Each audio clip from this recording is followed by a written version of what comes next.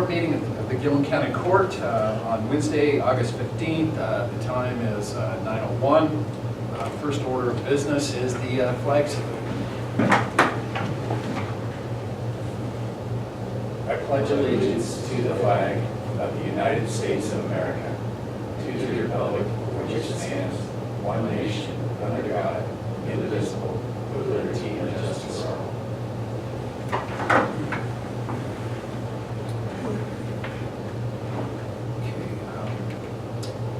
Do we have any additions or revisions to the agenda? Anything that's The late edition was actually at 2.7. That's already on there. it should be on the most recent? I have a question, and since it's agenda related, I would go ahead and ask it. It's a consider approval of the July 25th regular court minutes, but those were special meeting minutes. Does that matter how we list them? You know, I don't think it does because, I don't know. They just, they weren't executive session, they were just normal minutes. Okay. Well, it threw me a little bit because I thought, oh, I didn't think we were that far behind on the minutes, so I guess, yeah, I was just thinking it should probably say special meeting minutes, but that's not. That's a really good point. I think that's a good question for Ruben on, because I think we did run into some issues with work organization, special meetings and how they were posted, how the minutes would be reviewed. So I think we might want to ask Ruben about that. Okay. It was a regular meeting. What time is Ruben coming in? He won't be in until this afternoon, just simply because there's lots of preparation that's going on for the afternoon sessions. Okay. Gosh. With Commissioner Weimer, how much of this to jump into before he gets here? We haven't. So at this time, we'd like, just still sort of looking. Okay, at this time, we'd like to open the meeting up for public comment. Individuals wishing to address the county court may do so at this time. And at other times during the break throughout the meeting, speakers are asked to raise their hand and be recognized by the chair, give name, address, and limit comments to about 3 minutes. Got a couple out there, but they're shaking their head no, so, okay.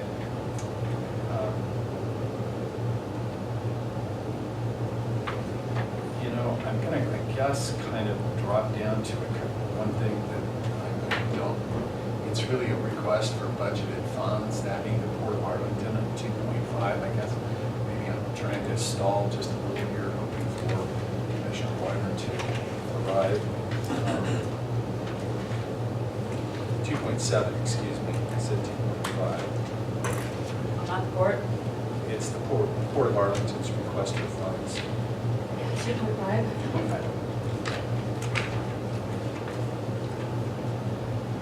Okay. At budget time, their request was for, I believe, $400,000, $350,000. We ended up cutting it back because $100,000 was for that irrigation feasibility study. So, really we're in a position here to,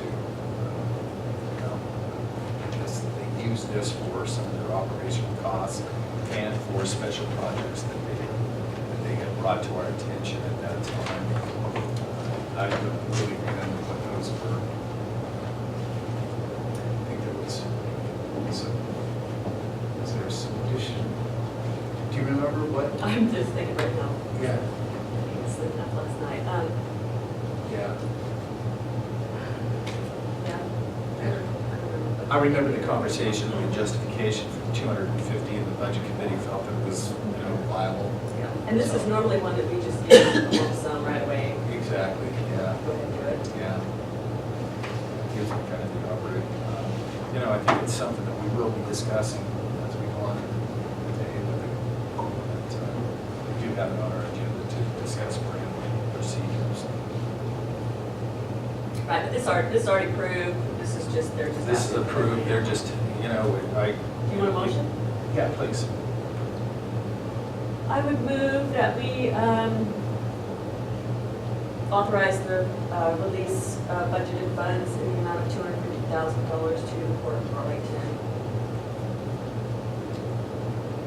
I'm just going to add fiscal year 18-19. Okay. It's, and I'll second. It's been moved to release the budgeted funds to the Port of Arlington in the amount of $250,000 for fiscal year 2018-19. Any further discussion? Being none, all those in favor? Aye. Opposed?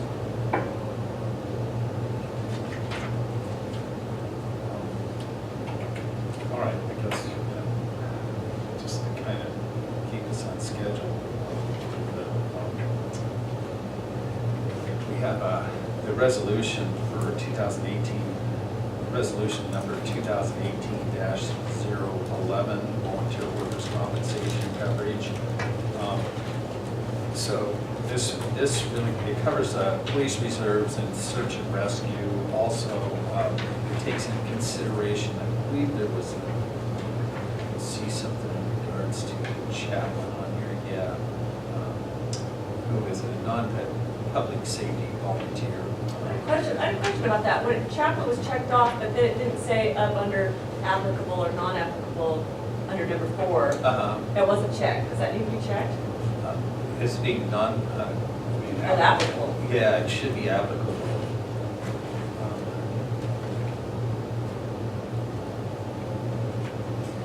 Why, that was, yeah. I wonder if I was checked off.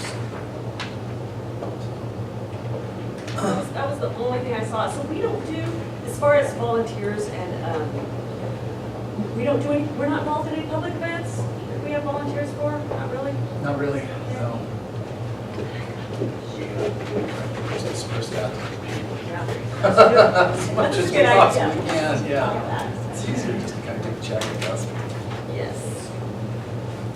So do we want, are you ready to make a resolution? Yeah. Make a Yeah, we need to motion on that? make a motion to approve the I resolution. would move to approve resolution number 2018-11, volunteer workers' compensation coverage resolution.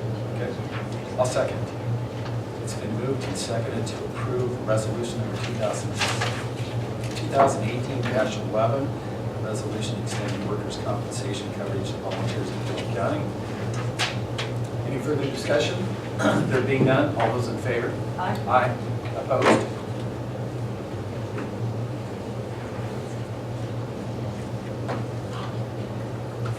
These, Did he? yep. Okay.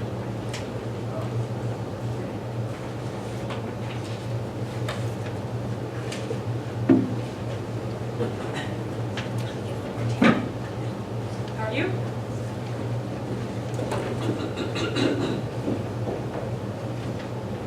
Mike.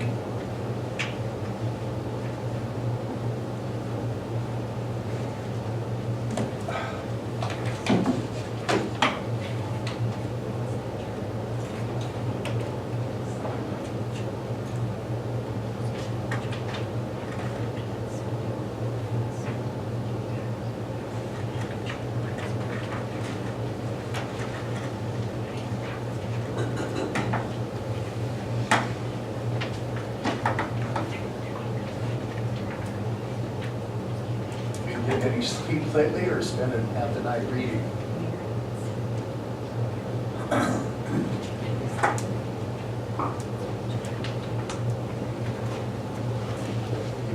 Good morning. You been getting any sleep lately or spending half the night reading? Reading. Yeah, reading. Lots of stuff. Yeah. Mike, I'm gonna step back here a little bit. Did you have any additions or corrections to the agenda? Things that we kind of, we did at this particular time, we've approved item number 1.2 on the agenda. That's the resolution approving the workers' compensation for the volunteers. And then also, we already approved dispersing the funds to the Port of Arlington, which is item number 2.7. 2.5, excuse me. Oh.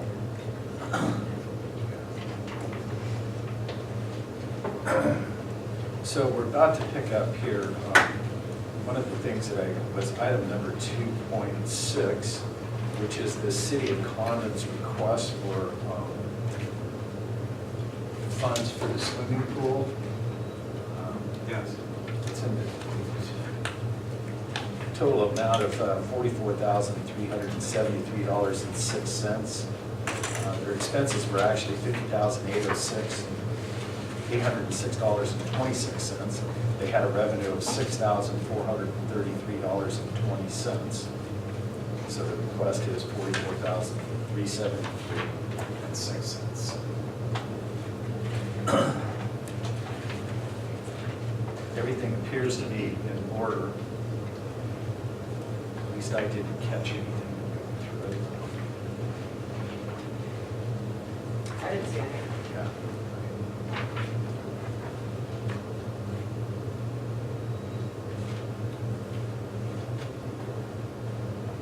I move we approve reimbursement $44,373.06. I'll take that out of the recreational line item. Sure, we must have budgeted that way. Well, yes, we did. There were a couple of surprising things that, it's a little uncomfortable. The city had requested, before we were getting the request for these funds in, usually it showed up in April, which allowed us to have it as part of the budget process, but not sure what happened, but they did send a request, I guess it was the middle to latter part of May, asking to have it moved to August, September disbursements.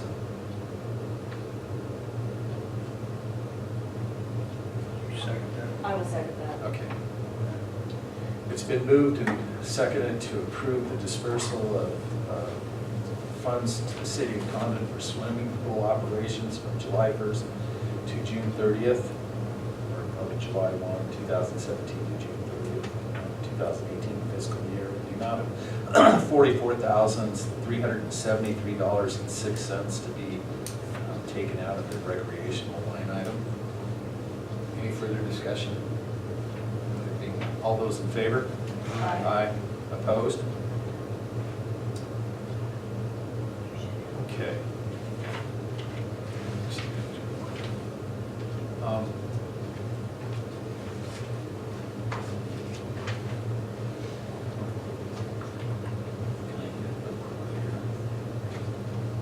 Didn't have any correspondence.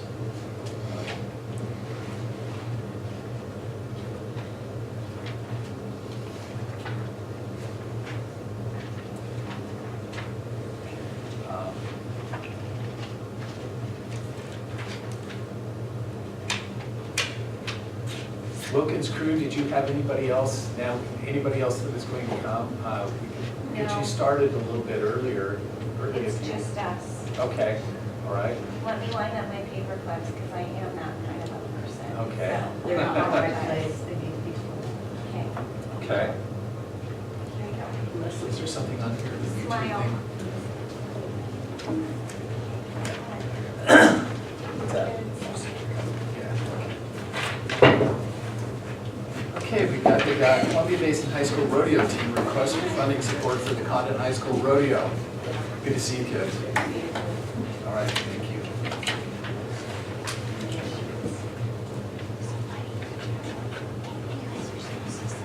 Sit there.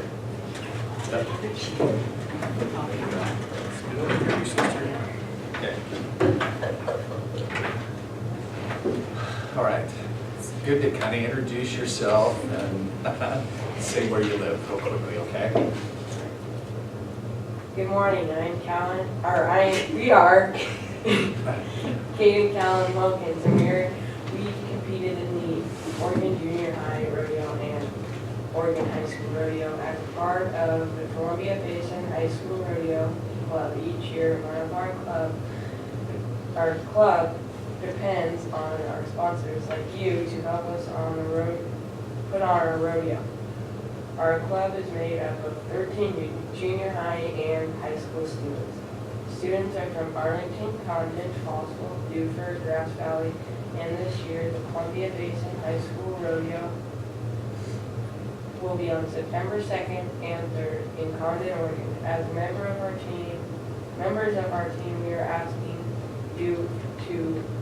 we are asking for your help in sponsorship.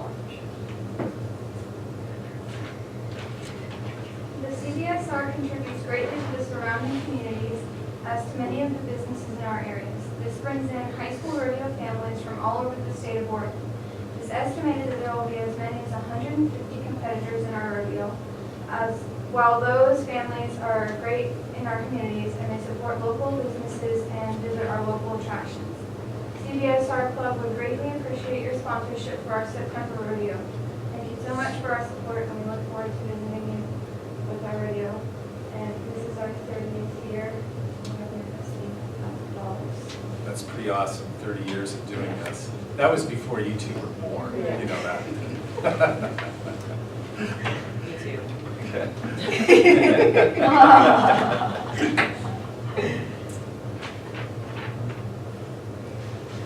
So kids, is there an amount that you're looking for, a dollar amount, or just whatever? What'd you just say? 1,000, okay, I missed it. How much? 1,000. Okay.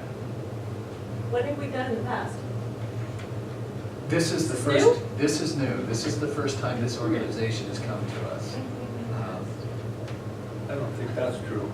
Well, in my period of time here. Oh. Yeah. First time that we've received any request from the high school rodeo club.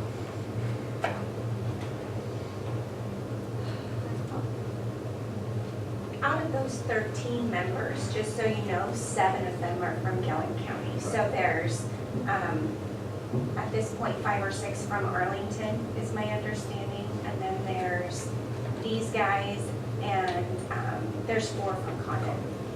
So quite a few of them are from Gilliam County.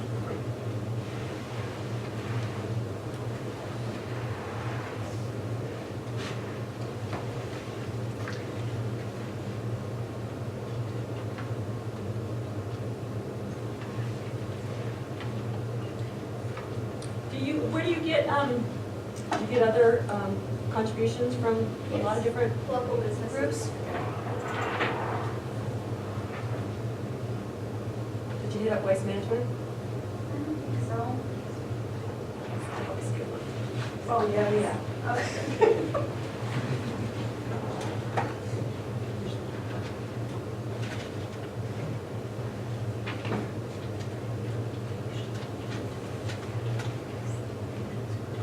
So, I know we have, sometime in the past, sponsored them, and I don't recall exactly what.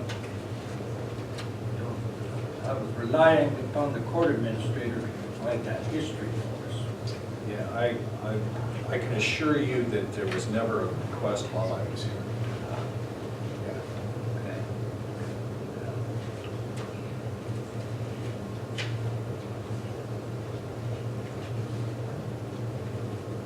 So, I guess that sort of brings up a question, is there a particular reason that before it seemed as if there was always enough sponsorship funds?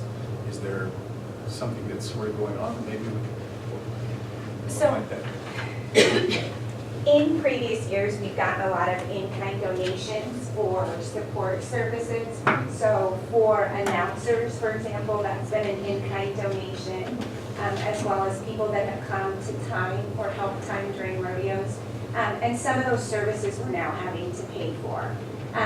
So like, for example, we're having to pay for an announcer this year, and that's going to be upwards of $600. So just, there's been some incurring fees that as people have transitioned and moved on, it's just been harder to find those sponsorships and then in-kind donations from community members to come and help.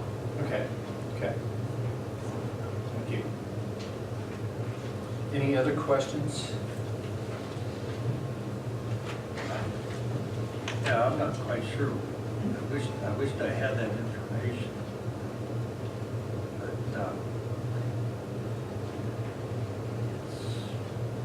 yeah, I know we have done some sponsorship before, probably not nearly in this amount. What I can say is I believe the Gilliam County Transportation is putting in a sponsorship.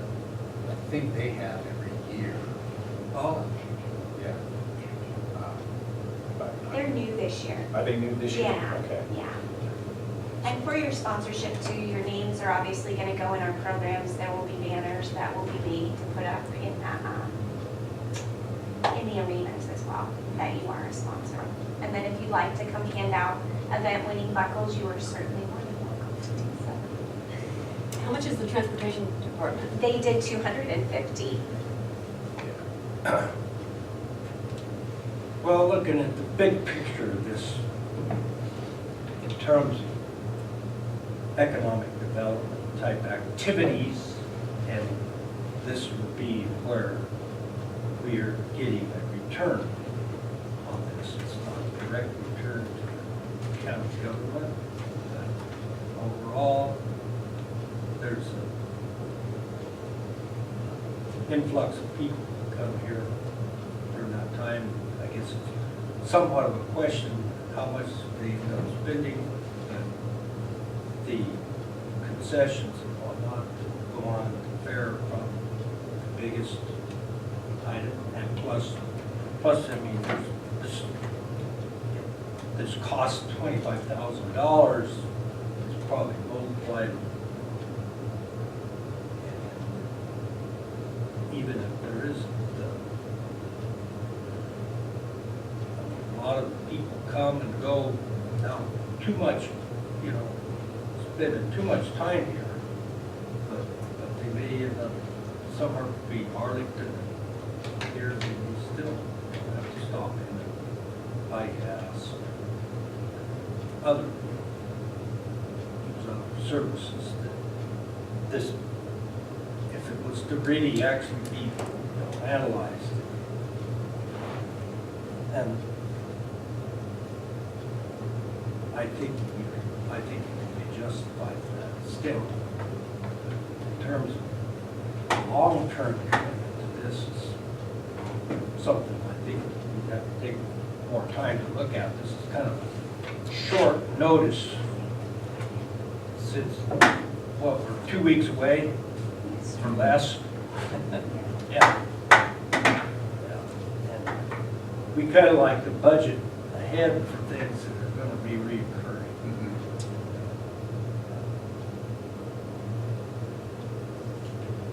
It's a youth activity that we support youth activities do.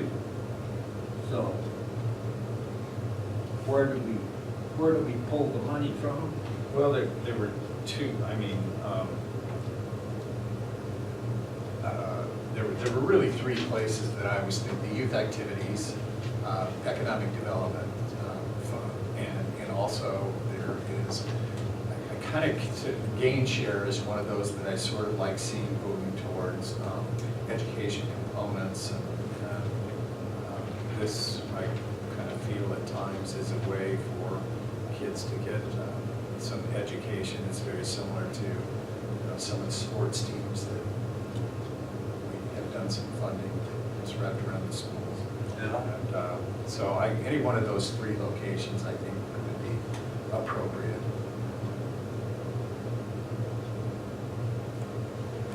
Yeah. Yeah. I was curious to see too what we had done in the past, but Nathan, he did pull that information, could he? Probably, yeah. Yeah, they're not available today. But I'm okay with it. I mean, Dan, Sherry, you've been involved. I don't remember the county court giving funds recently, but I don't remember us asking, yeah. however many years ago I was involved either, Yeah. but it would be a nice thing to sponsor. As you can see, it does mean a lot to the kids. Right. It has been a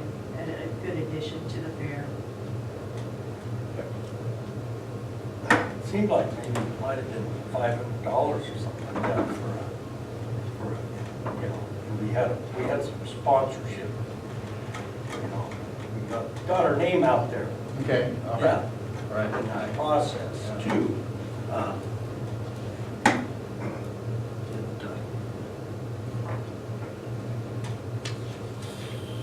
The question is then, like that, what's a sponsorship cost for different, there must be different levels of sponsorship and whatnot. No, I didn't give you that piece of paper. Do you guys know the answer? 25, we begin in the program, and then It goes up from there, huh? So, there's different levels of sponsorship. I believe a 250 sponsorship gets you like, a buckle sponsorship, so you could be there to present a buckle to a winner, and your name will be next to in our program. It will say this award is sponsored by Gilliam County or whoever. There is a $500 scholar or sponsorship that gets your banner in a, how did they word it? A high viewing location. Prominent position. Yes, you would be like, we could put you right on the announcer stand or something. And again, if you'd like to be there to hand out awards, you are more than welcome to do so. As well as your name will be on the front of our program and again mentioned with inside. And we'll have a banner made. And it just went down from there. I think there was a 500, a 250, a 150, a 75, and a 25. Okay, okay. And two, I don't know if this will help, but while the Oregon High School Rodeo Association is not underneath the OSAA as far as sports, these kids do have to meet, it's an Oregon sport, so they have to meet grade minimum requirements, which I believe is a 275, it could be higher. We have to submit grades along with applications and timely throughout the year. So if you aren't grade eligible, you're not eligible to compete. And so that too is also figured in to the Oregon High School Rodeo Association. And they also have student officers and student directors to direct events at the rodeos and coordinate all of that as well.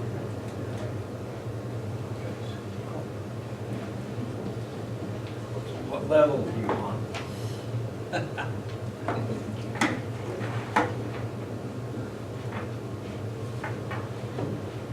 Holly was involved in the high school rodeo quite a while back. Yeah. I saw it from the inside. Mm-hmm.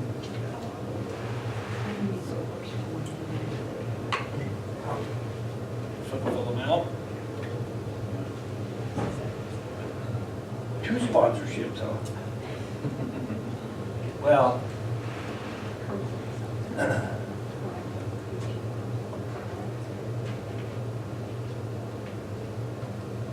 I move we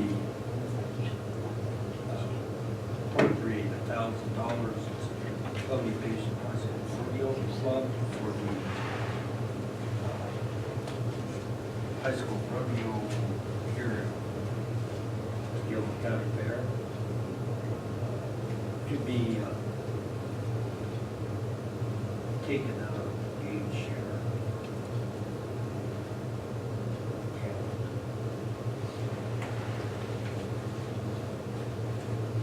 I'll second that. Okay, it's been moved and seconded to appropriate $1,000 to the Columbia Basin High School Rodeo Club for the rodeo during the fair. Those for 2018, and those funds will come out of gain share on that. Any further discussion? There being none, all those in favor? Aye. Opposed? Good job. Okay. Thank Way to you. go. thank you. Uh-huh.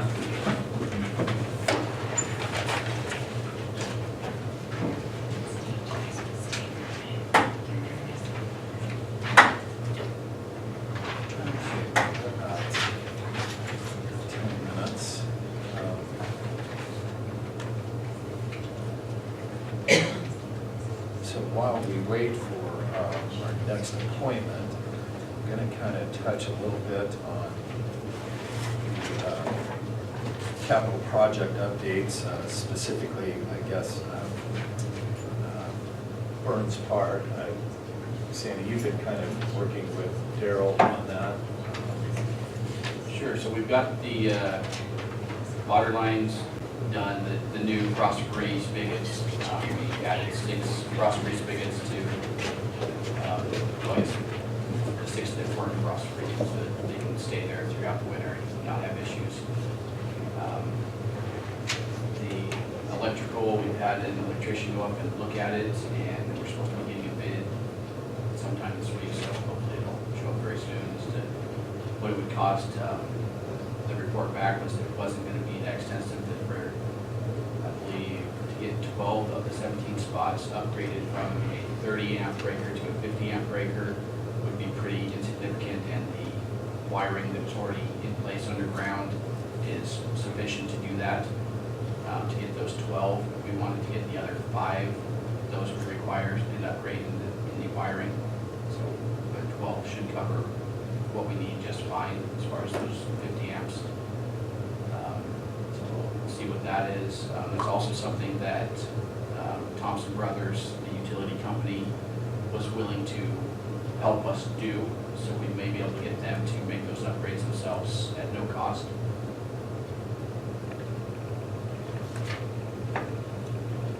How does this affect the Columbia Basin transformer? This is a significant increase in load. I think that John Erzik was contacted and didn't have any concerns.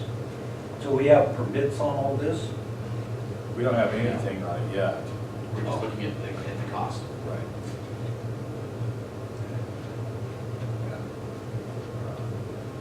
Gosh, that could be weeks out, just getting the permit. Yeah.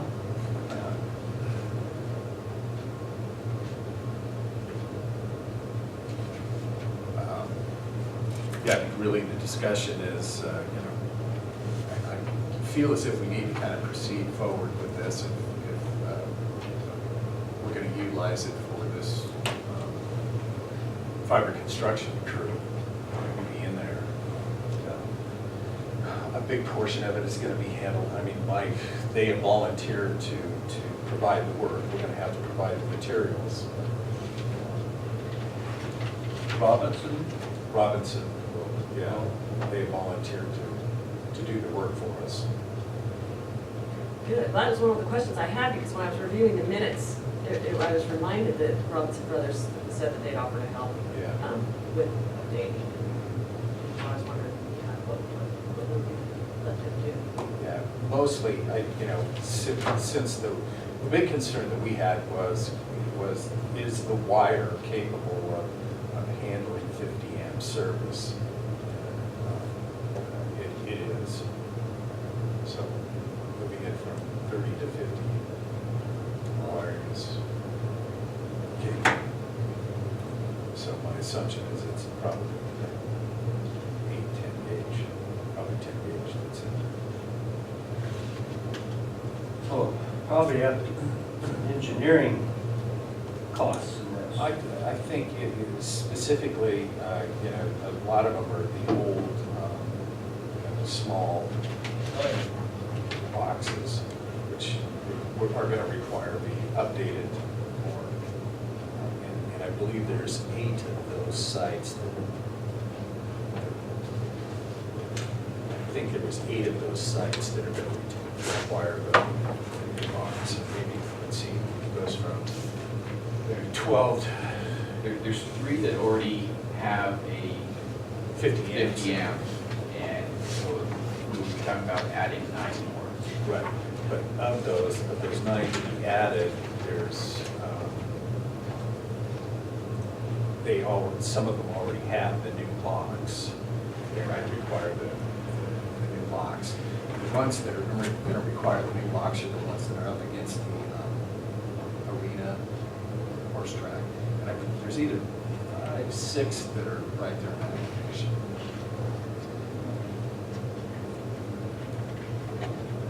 12 through 17.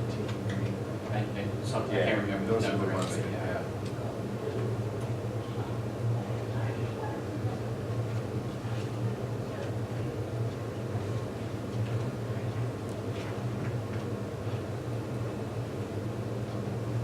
And what about the internet access?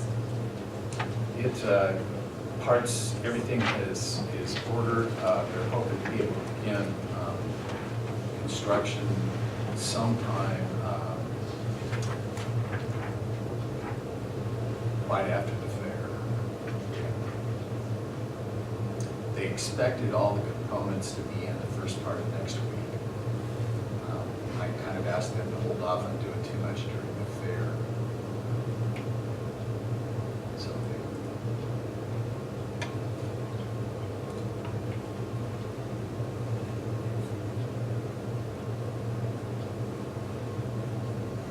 okay, so you guys have kind of brought up to speed with that. Okay, let's pick up with, well, we've got, I see Natalie came in with Marla. We have the summer intern report. Natalie, you wanna come on up.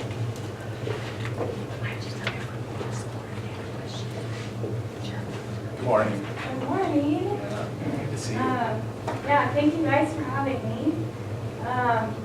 I would like to thank you for the opportunity of the internship and the summer job that you guys have hooked me with. My major is business admin with an accounting minor, and I go to school at Lewis Clark State College.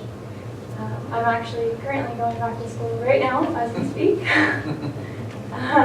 So this internship provided me with a lot of knowledge that I wouldn't have had otherwise. And it will be useful in this coming school year as well as in my future job positions. The tasks that I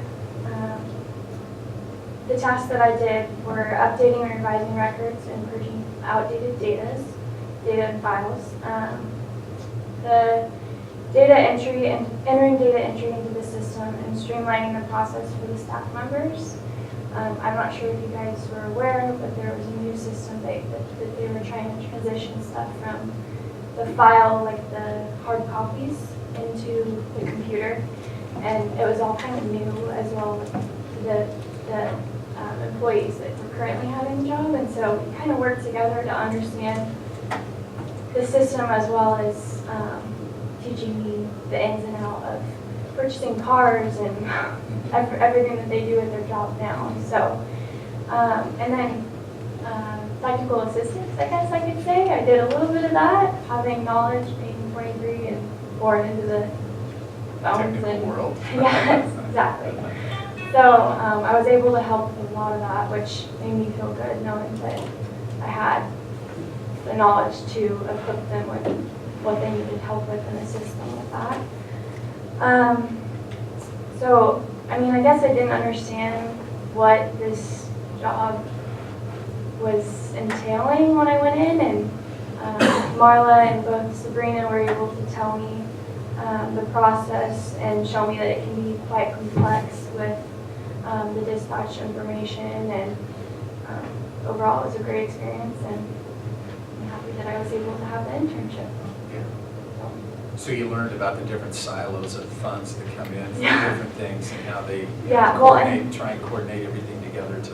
Exactly, Yeah, and okay. that was the hard part for me because I didn't know what was what and how many Correct. funds there were. And so taking data that was hard copies and stuff and knowing, I mean, that kind of had, when we combined 5 files into one to make it simpler for them, it was kind of like, okay, so where does this go? And just having an idea of everything was quite amazing. So, anyway.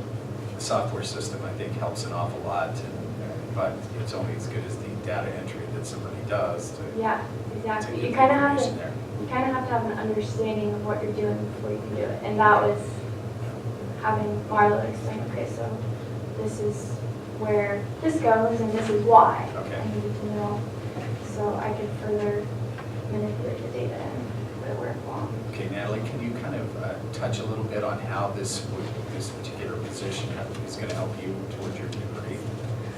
Well, so with my degree being business admin and accounting minor, I am definitely going to be dealing with data and having to decipher what's right and what belongs in the garbage or what is old enough to be tossed out, or and as well as funds. That was a huge part, understanding where the money comes from, and definitely I'm going to be working a lot with computers and having the ability to decipher where certain things go debits and credits and how things work into each other, I guess. Good, good. Bet you were a big help. Yeah, I mean, I did feel like I belonged where I was at, and it was really nice being able to help. And Well, it's nice too when you're working on something that you can see the benefit to Yeah. other people. And, yeah, well, and like I said before, I really didn't know what I was jumping into. I knew I had a summer job, and that's where I was super excited, but at the end of it, I'm really happy that, I mean, it was more to me than just a summer job. And having the knowledge to go back to school and feel good about what I did for the summer and where I was at, so, yeah. Good. And if I could add, we had tons of files and there was data in all of them, and we streamlined them to where if it's a vehicle, it had the grant, a copy of the grant, what we did, where it was spent from, and everything's in one file. So what's number 3 have? You pull a file and everything's in there. So I mean, it's so helpful. I mean, we went from 4 drawers down to 1. Yeah. Amazing. And I think it was like 5 files. And like I said, I had no idea what to do at first, and Marla helped me with the first card, and then I kind of got it from there. But Yeah. I had no idea that there was even that many cards, to be honest. Yeah. And the passengers, there's quite a few passengers also, and every one of them have to go to a different location. Entering their data too. Some Yeah. people would be like, wait, this was that, but then my date of birth was that. Like things were just, there were some complications that Right. entering, like having a piece of paper that doesn't exactly say what they need to be saying. I'm like, Marla, what do I do? You know, I didn't know how to go about that, but. And some trips, get Yeah. broken into maybe 3 different, fundings or, expenses from Yeah. funding sources. So, because you might have 3 different passengers that meet 3 different requirements with some of the grants that we receive. So, yeah, I think it's a really good experience for you going into accounting, even in the private sector. There'll be those things go on all the time. Not everything is Yeah. just at your fingertips. You kind of have to Yeah. figure stuff out. Not everything is a debit and a credit. Yeah. And some of those debits would really require an awful lot of matching up to the credits and Yes. whatever the Yeah. criteria there is. So, And you panic yeah. if they don't. Yeah. Or they're figuring it out too. Right, right. So anything further? Okay, good. Perfect. Thank Well, you. good. Thank you, Natalie. See you soon. Yeah. Okay, sounds good. I Good told luck her at she school. flunked out for some reason. We could have her next summer. Yeah. She wants you back. Enjoy Lewiston. Yes. New Clark State College.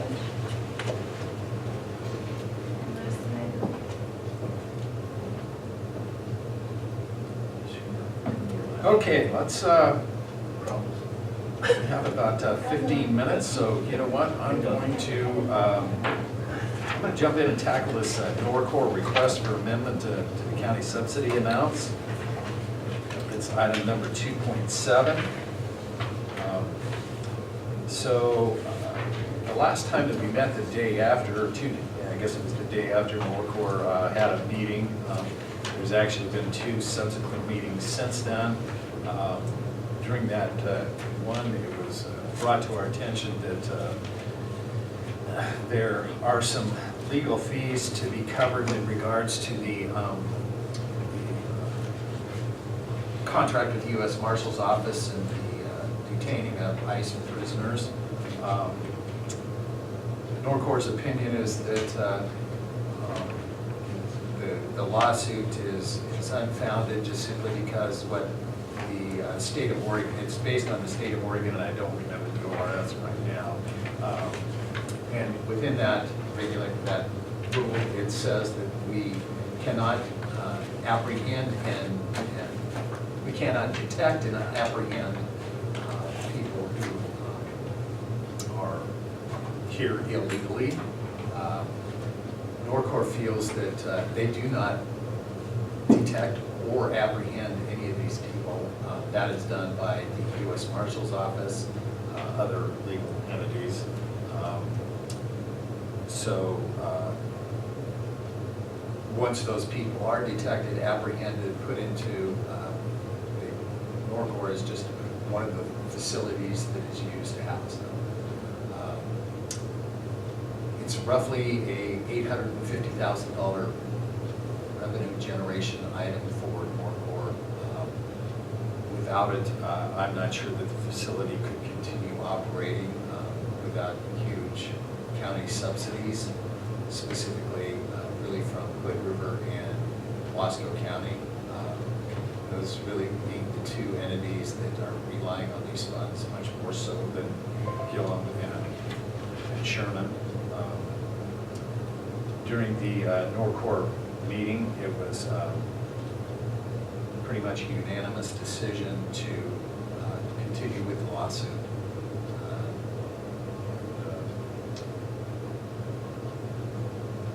Covering the anticipated legal costs that will be coming up on Norcor's direction.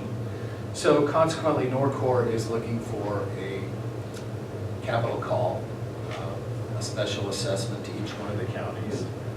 What they're looking for the legal cost is $101,500. They're also looking to repair a warehouse that is being leased by in situ.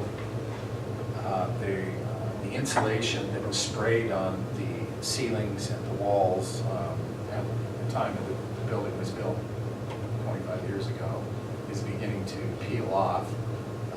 Of course, it has some issues with the product that was used, and so it's going to take some special handling to dispose of it. Therefore, and then of course to replace that, that's in the amount of $86,725 to repair the building. The request from Norcor is to have the same 50, 40, 5 and 5 split on these costs.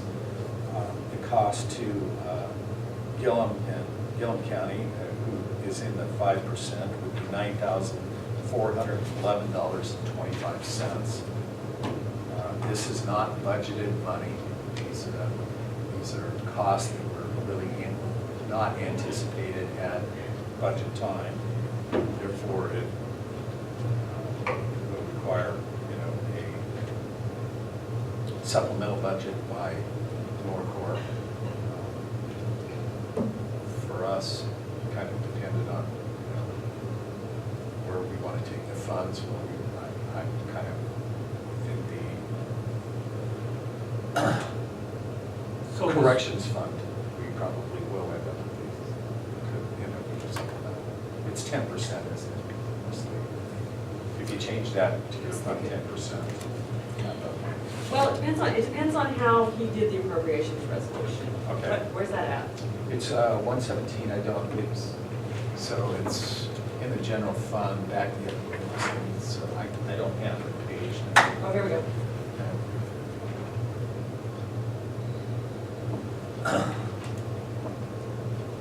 So is it under materials and services line? I'm guessing. Where do we, oh, like just out of the Norcor Yeah, it's assess and on hold? page, yes, right. I don't see how much extra is just in materials and services. Depending on if he did the, yeah, I think it's something on budget. Yeah, I'm pretty sure. Let's look at how that's budgeted. Right. If we decide to fund the entire amount. Has Wasco County and Hood River County? have Okay, they approved what I these? can say is Wasco County and Hood River County, again, the discussion around the legal aspect went on one time. The building thing, I guess it sort of happened at a different time. And then the next introduction we had was a resolution combining the two, which really upset Wasco and Hood River County. They are not in favor of taking care of the building. They wouldn't look at it two separate. They wanted to look at it as separate issues. They are thoroughly in favor of, that's why I kind of separated the two as I spoke. They're completely in favor of the legal aspects, pursuing that. They are not, definitely not on the building. What's the rent? Do you know how much in-situ pays in rent, by any chance? I want to say it's like $5,200 a month for the space that they're renting. So it's fairly substantial revenue that comes in. The issue that I have, and I'm going to lay my point of view as far as a Norcorp representative. This is stuff that actually Norcorp has the funds for. A contingency fund that is there to handle that.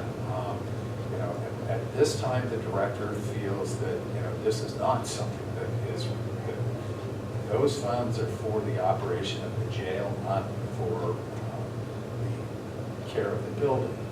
The problem that I have is if that's the case, then the revenue that comes from the care of the building should not be part of the operation of the jail. Okay, so if you're going to use the revenue for the operation of the jail, then you have to use those expenses for Maintenance, the care repair. of the building. It's like any other, it becomes all tied together. It is for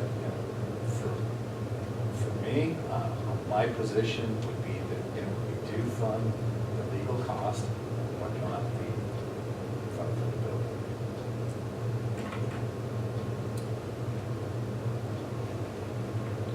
Again, go ahead, Mike. You said this was unanimous? The legal portion, that's why I separated the two of them out. The building portion of this and this particular resolution, again, there was discussion on the legal aspect of things. Then the building was a completely different time and discussion, and then we were hit last Friday with this resolution combining the two. Well, it came in a few days before that. Typical. But at that time, it was discussed with the local board that we're going to table the whole thing until everybody's able to come back and meet with their respective boards, and then bring back a recommendation on Friday of this week, or tomorrow, actually. Well, these legal fees are kind of substantial in my book. Yeah. They are. A lot of the costs, were discussions that went on in executive session. I just can't release that information. And that makes it hard for us to, I know. Yeah. for me, it makes it hard for me to say, well, let's pay him, I agree. that part becomes. I agree. Yeah, I'm curious, how much do you, because this is just an increase in legal fees, so it doesn't really hit on how much they've already spent. The 30,000 was the initial expense for it. So we're looking at roughly 130. And the counties have some legal fees, in the past. A lot of that was actually the insurance company. Huge. Sued by Maritidal. Yeah. How's that, yeah, what about the insurance company on this? Are they just on their own? I believe that, my understanding is Norcor is on their own because it's really, I'm not sure where it would tie in with any legal aspects of this. This is a civil case, similar to what Gilliam County had at that time. I can certainly ask that question at the time. It wasn't something that anybody had discussed.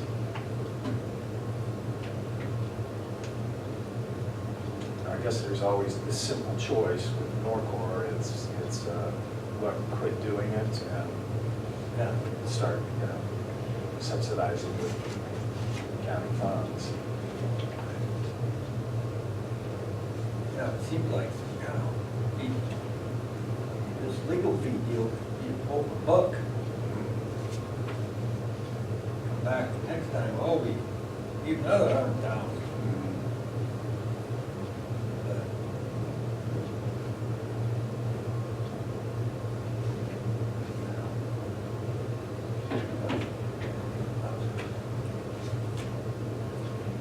Our cost, if we were to just do the legal aspect, it's $5,075. It's not a big number. No, it's not. Again, the big numbers for Wasco County, it'll be $50,750. For Hood River, $40,600. How much did you say, 5,075? $5,075.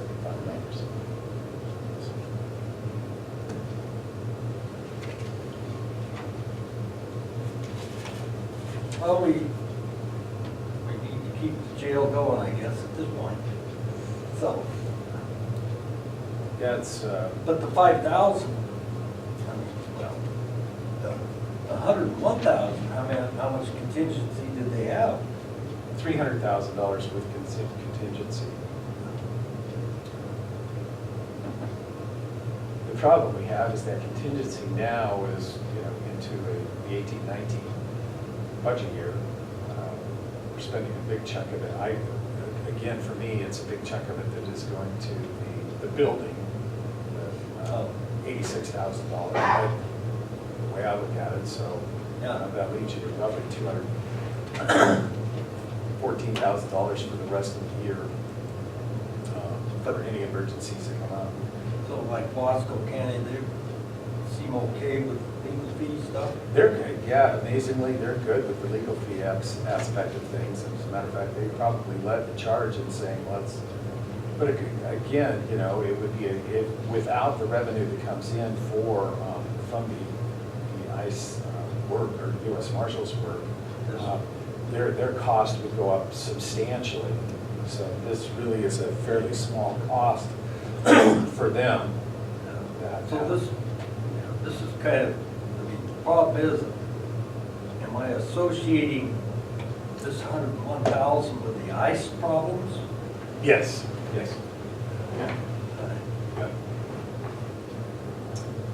Yeah, the lawsuit against Norcor is that Norcor is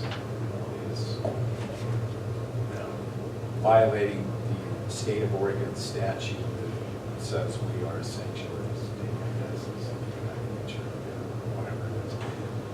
That we won't, but we don't, again, it's not us that are doing the, quote, detecting and apprehending. No.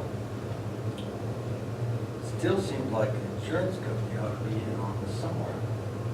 I could question, we did not, that conversation has never come up. Okay. Yeah, it certainly will now. Yeah. Because we're insured by CIS also, Norcor is insured by CIS. So, there was, I have to admit, during this period of time, there was one meeting that I wasn't able to participate in. Well, I'm okay paying it, but Yeah, I think that's a question I will certainly ask on Friday or Thursday when we do meet tomorrow. Is Sherman Find County, out. have they made any decision? Sherman County is in favor. I haven't had a conversation with them about the building. I really haven't reached out to too many of the board members as far as that goes. I did receive a call from Commissioner Rod Runyon stating his position on the building concerns for why it would be a special assessment coming back to the counties. Yep. So I felt the same way. I felt that way when I walked out of the meeting. I was disgusted that the two items were put into the same resolution, because we were going to have to, in my opinion, start all over again, putting this off for another 2 weeks. Norcore, actually, the board meets every other month. So, we're probably going to end up with a special meeting to be able to deal with this situation. Okay. Yeah, it also comes from the board chair, Commissioner Tom McCoy with Sherman County, so it might be that this is the direction they want to go. Okay. Okay. All right, so I'll find out, but right now you're in favor of at least the 575 and not the, okay. All right. So let's move on. We've got, we're a few minutes late. Ryan Christensen with USDA APHIS, he's our new county trapper. Come on up, Ryan. Good morning. Morning. Go ahead, man. If you'll introduce yourself and. Right here. Yep, right there. Hi guys, I'm Ryan Christensen from Wildlife Services. Okay. Yeah, speak real loud into the microphone. So I'm push or anything like that? Nope, you're good. Okay. You're good. Yeah. So you come on board when? Officially here, was it July 23rd, 24th, whatever that might be. Okay. And you come from? Originally I came from Umatilla County, Rock area is where I was born and raised. I spent the past 4 years in Malheur County working for the agency. Okay. And right now, they no longer have a wildlife services coordinator over in Sherman County, so you're covering both. Yeah. Similar to what, was it Dean? Dean was in. Yeah, doing both. So what I've heard is their intentions are they're advertising for the job for Sherman County. Okay. for the position. So until that gets filled, we'll probably be covering complaints. Trying to help them out, just covering the county until we get that person in the county. Okay. Good. Did you find a place to live? I did. Good for you. All right. I think it is an important thing, so.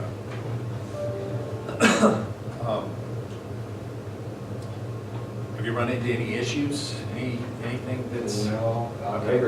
everybody's told me this is the worst time of the year to start this job. Yeah. Just because it's kind of a slow time of year, especially in this county, a lot of the others, Memorial County, also County, so. Okay. We did a little bit of Kyle work, but it's been slow. Mhm. I think a lot of people worry about fire danger, which I'm one of them, Yeah. so.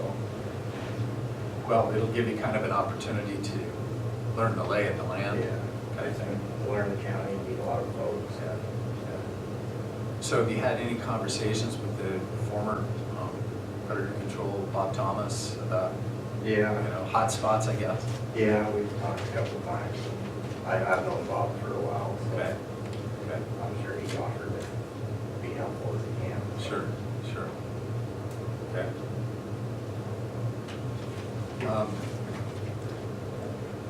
Anything you guys want to know about Ryan? Where did you end up deciding to live? Here in Condon, on Lincoln Street, up the road here, where, I don't even know what the address is, I'd have to look it up. And I figure I'll have all the boxes unpacked by December.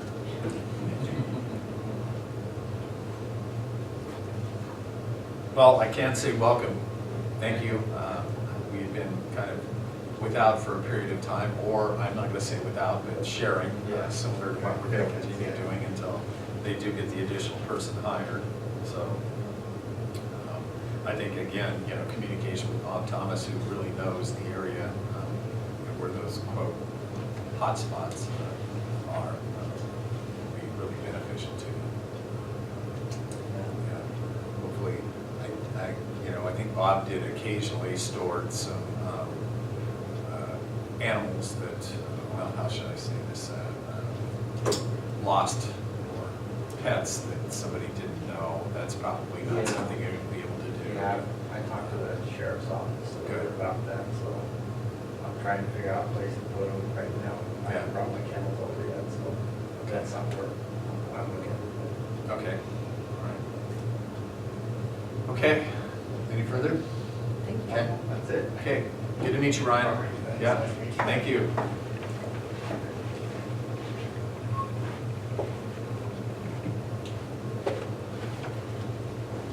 Okay. Our next one is scheduled for 10:20. So this afternoon, it's going to be, you know, as you both well know, quite a bit of information coming in for the public hearing. What I thought we would do here is, in between what we have with Peter and Rachel, maybe take a short break if you guys are, you know, up to it. So I guess just a few minutes kind of thing. So, okay. The next thing I'm going to kind of touch on real quickly here is the batch plant, capital projects. We got some more information from an individual, this Greg Jolson with the electric, and it was something we had hoped to have before the last meeting, but I'm going to go ahead and read it here. It says, sorry Sandy for so long getting back to you about this subject. I've been extremely busy and I'm just getting to all my emails. So here's a list of batch plant control manufacturers that I know of. There's a Jonell out of California. The hardware is built in China and programmed in the US. Marcotte out of Montreal. Great system, you just need to speak French. Now, I'm going to step back here. The systems that we had talked about was, that was one of them, Marcotte, and the other one was Alcon, Command Alcon. He said there's also another company called Scaletron, as a small company with not a good reputation. There's an MPAQ, is the same as Scaletron, a small company with not a good reputation. Control Solutions is one that I would not recommend at all. That is a long rabbit hole to go down. Ace Co. is a company that was bought by an asphalt company, and the concrete side has suffered. Rice Lake also has a system that is pretty simple and very limited. I have not heard too many good things about them, but it still is a batching system. And then he goes on to say, I hope these help, and is a long-term go for batching continues without any problems. So, I guess the concern that I have, it's working. We know that they're able to batch out of it. I have received inquiries, of which I directed towards Thompson Brothers from Hood River Sand and Gravel, American Rock, and Umatilla Sand and Gravel, wanting to look into subleasing of the facility for, there are really two different projects. There is the updating of the wind towers for Leading Juniper 2. I'm going to call it repowering, they call it updating. And then there's also the Montag Wind Project, which my understanding is that the general contractor will be selected the 1st of September. And then from there, the general contractor begins working, lining up the subcontractors that are involved. Now that was per a phone call last Thursday. That's the most updated I have. So, with this, I really wasn't sure how far to reach out. The quote was 35, right in the $35,000 range. That did not, of course, this does not include the scales. The scales will be completely separate. I think Sandy's done some work on And I've that. looked into them, the scales, but they're really load cells. It's not like large scales, load cells. And they run about $200 to $400 a pop, so it's not a huge expense for those. And then I think that the quote also didn't include the installation. Okay. So getting something like Craig Johnson to come out and actually do it would be on top of that.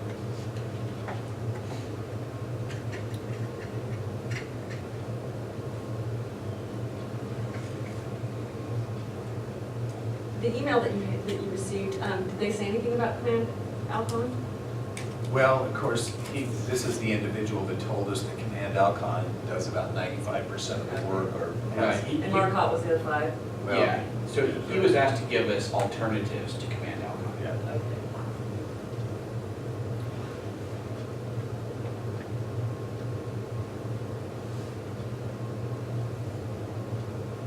Yeah, we don't, to be perfectly honest with you, we never really checked with this individual that if we chose one of these others, whether he would install it. He said, you know, that he'd install most anything, but Yeah. there are some here that, Controlled Solutions is one that I would not recommend at all. That is a long rabbit hole to go down. So, Yeah. I'm going to kind of read between the lines saying that, yeah, it's not good. So we really haven't researched or checked into, we both did kind of take a look at the Jonelle out of California. I got it, to be honest with you, unless you really know what you're looking at as far as the operation of a batch plant, it might as well be French, you know.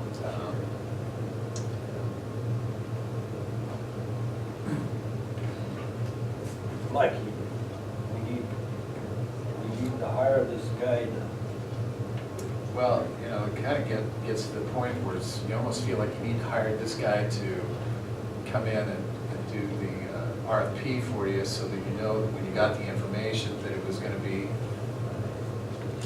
you know. well, if we need his help and put together the RFP, probably with legal counsel, Right, sort of thing. right. Yeah. But once we got it back, then, you know, really understanding what,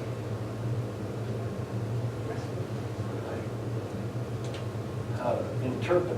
how to interpret responses. Yeah.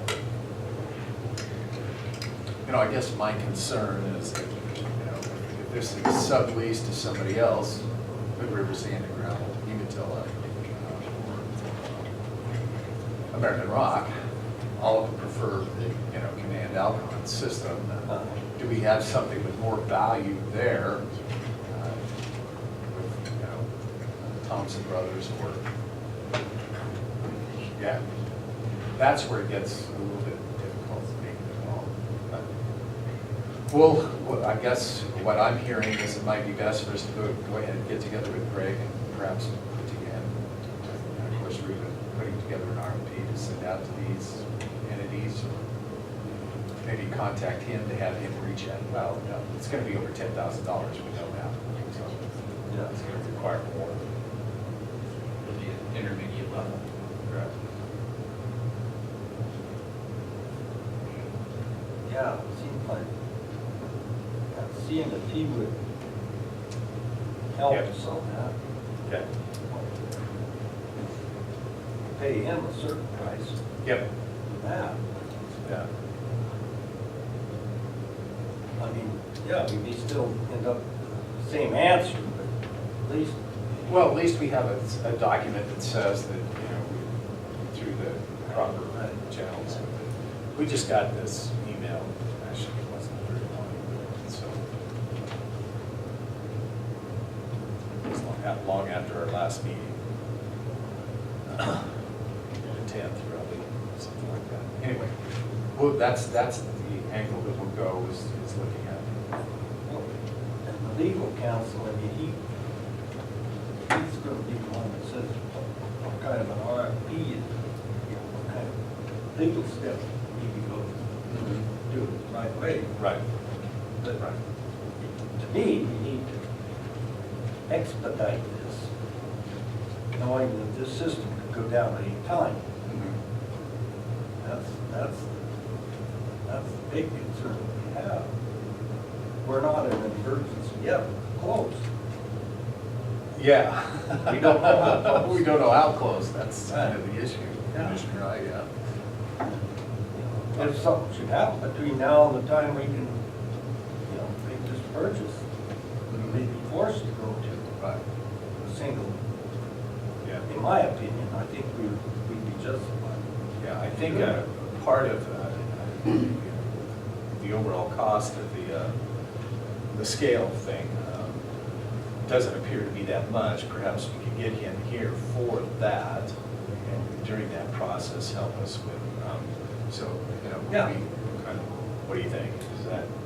But, yeah, I think we just need to start with Ruben and provide Greg as a resource to Ruben. And if we need to, make some compensation to Greg for his time, then that's a very simple thing to do. Well, what I was saying is that, we've got to do the scale. So we get Greg here for the scale while he's here at that time. Really good plan. The cost of the scale was what, $250 for the component? Well, it's a series of load cells. They're, $200 each, depending on the size. And I don't know what size we need in each spot. Okay. But, yeah, I would say that that's probably something that needs to happen when the control unit is operating. Right. Okay. Or otherwise you would plumb it into the old system and then have to plumb it back into it. Okay, all right, good point. Okay, really, I don't have anything further on batch plant other than that. So. Okay, we've got our 10/20 appointment. We see we have Peter Mitchell out there for the Port of Arlington's quarterly report.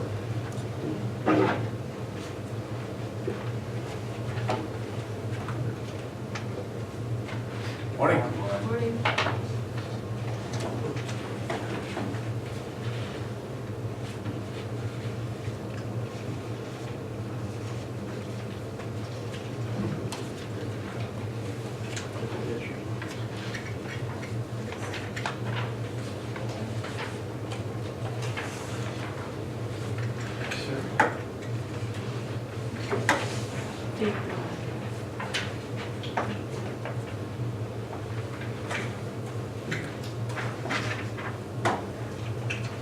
Well, I'm glad to be here to report on the activities there at Port of Arlington.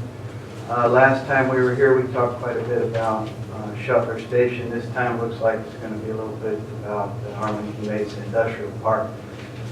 Big news, we've got the new flex building is just about done. Still have to go through a punch list, but it's really close to being ready to go on the market. 6,000 square foot building. It's set up so we can split it into 3 different sections, 1,000 foot minimum size, or they can take have a 2,000 or 3,000 foot section of the whole building. So it's set up to be split 3 ways. That way we can house just about any kind of business that might want to move in, get started in the community. It's set up really to be able to service big trucks. 12-foot wide doors, 14 feet high in the bays. So a lot of flexibility in the building, 3-phase power. Of course, there's fiber to the site. Water, sewers all hooked up, and we've got a lot of expansion capability that we didn't put in. It just depends on what the tenant's going to want. Big turnaround area, parking area. We traveled probably an acre of better ground there, so we got loads of truck turnaround and parking, as well as there's 11 parking spaces for cars, trucks, that kind of thing, with 1 handicap. So it's a nice, real nice facility. So we should have it just about done. And when we get it completed, maybe we can have you all up and take a tour through it. But that's the first building to go into the Arlington Basin Industrial Park, the whole 400-acre complex. So we've got a toehold in there now, so hopefully more things will come. The Arlington Municipal Airport runway project's been one that we've been trying to get funded for a while through grants. And we were fairly successful at the Regional Infrastructure Fund grant process that Regional Solutions has. This is through the governor's office. And I think there were about maybe 18 different applications from around our region, and we kept chinking ourselves up to the top three for the region. So it was our runway project.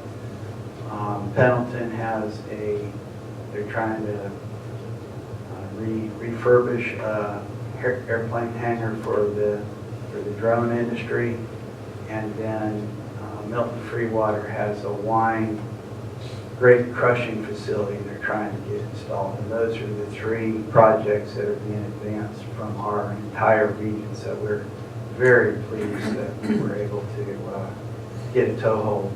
This grant is just for the engineering of it. It's to get bid documents ready to go. So it'll tee us up for the next round of funding through Connect Oregon, this kind of thing. And that'll be a big project. That runway's been needing to be paved since 1930 or so. So it's 5,000 foot runway.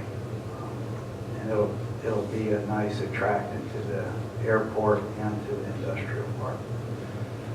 The Lower Willow Creek Irrigation Project is going.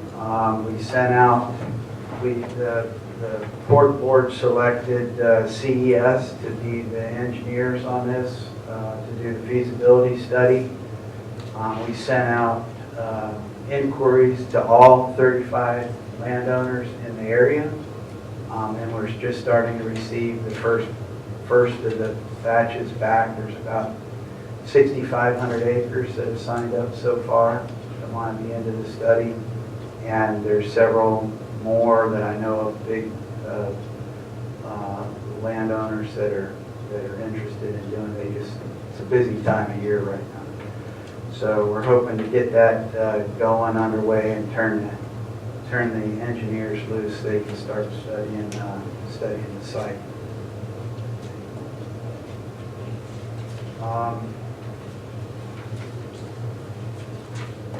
The MCP grain elevator, they've put in a new scale, a new truck scale there at the Arlington site. Starting to improve truck flows a little bit around the building and turn times. So that's in and operating. It didn't quite get finished in time for most of the Arlington end of the county, but they're using it now, so it's on the way. The billboards, we have a new billboard up now on Tower Road. If you go into the Hermiston direction, when you come back, you'll see just after Tower Road, there's a new billboard out. And we changed up the message a little bit. We've been having on the billboards Waterfront Park, and this one is trying to portray that there's more activities into the county, not just the waterfront, but there's also golfing and fishing and this kind of thing. So we've expanded the message a little bit. Now we'll have a billboard in Rufus and in Tower Road. So we have an eastbound and a westbound. And we try to keep it fresh, keep the message. Traffic, every time I get on the interstate, it seems like it's getting more and more. So it's a very good way to reach a lot of people. I had checked the ODOT records, and it was 2015. There was like 7,400 cars a day going by Arlington Interstate, and my sense is it's tremendously higher.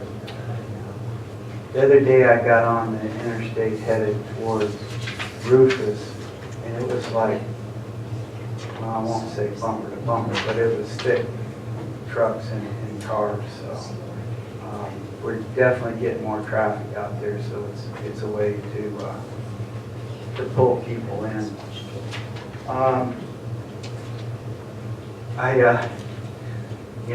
We've done quite a bit of work in the marina area, and this last Saturday, I have some pictures that I wanted to share with you.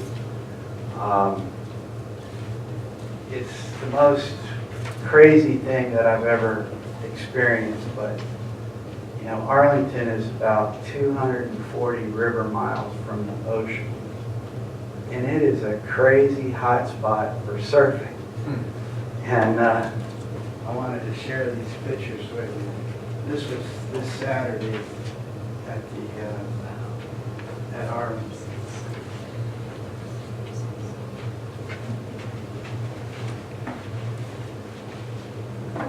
One of the things, we're looking at designing parking and this kind of thing, and a lot of people think, well, my gosh, we get 6 cars parked in the boat launch. It's a pretty good day. And when I went up there Saturday, you couldn't find a place to park. It was stacked 3 deep, all around the Port Island, and the river was just littered with windsurfers and kite surfers. And earlier in the day, a big group of stand-up paddleboarders had let in their blaylock and came down into Arlington. Just stunning how many people showed up. So it just gives a sense this is a good place to live. There's lots of things to do, good community. We've got industrial sites available, ready to go. We've got good school systems. We've got good activities for people to enjoy. We've got nice businesses in the area that are here to serve the community and have all the basics. So it gives us a good story to sell. Those pictures are impressive. Isn't that Very crazy? impressive. So I would say crazy other than the fact that I think we knew it was coming. It was just a matter of developing something that would allow them to be able to operate there. exactly. So it was a good investment to build the launch. We talked, heard you earlier about you don't know how many dollars are generated. I had done a quick little, when we started to do that launch site, we were figuring about $35 a carload is what we might anticipate. And I think that's about right. A lot of these people, they get gas, they go buy a sandwich at the deli or go into the grocery store and get supplied and this kind of thing. So it does help our local businesses, and they need all the foot traffic they can get. So these kind of things really help with that. Sure. Good. Yeah. Any questions for me?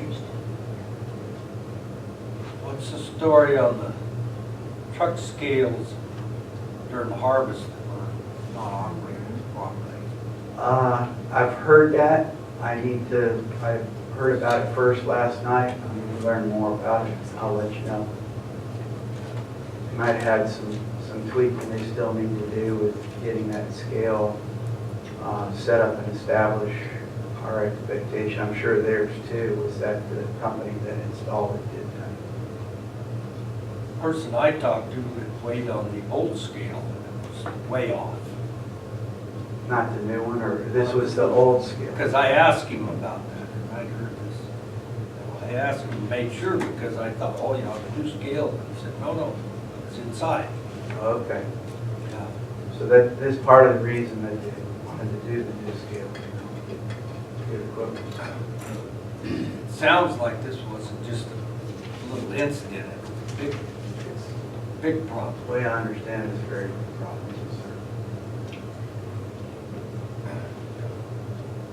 I just wondered, other than him, I heard the rumor, but I guess you've heard from somebody too. The last thing any grain facility wants is to have scales that don't read accurately. It'll be taken care of. So are those inspected yearly by the Department of Yeah, Ag? absolutely, yeah. So when Weights does- and measures. Yeah.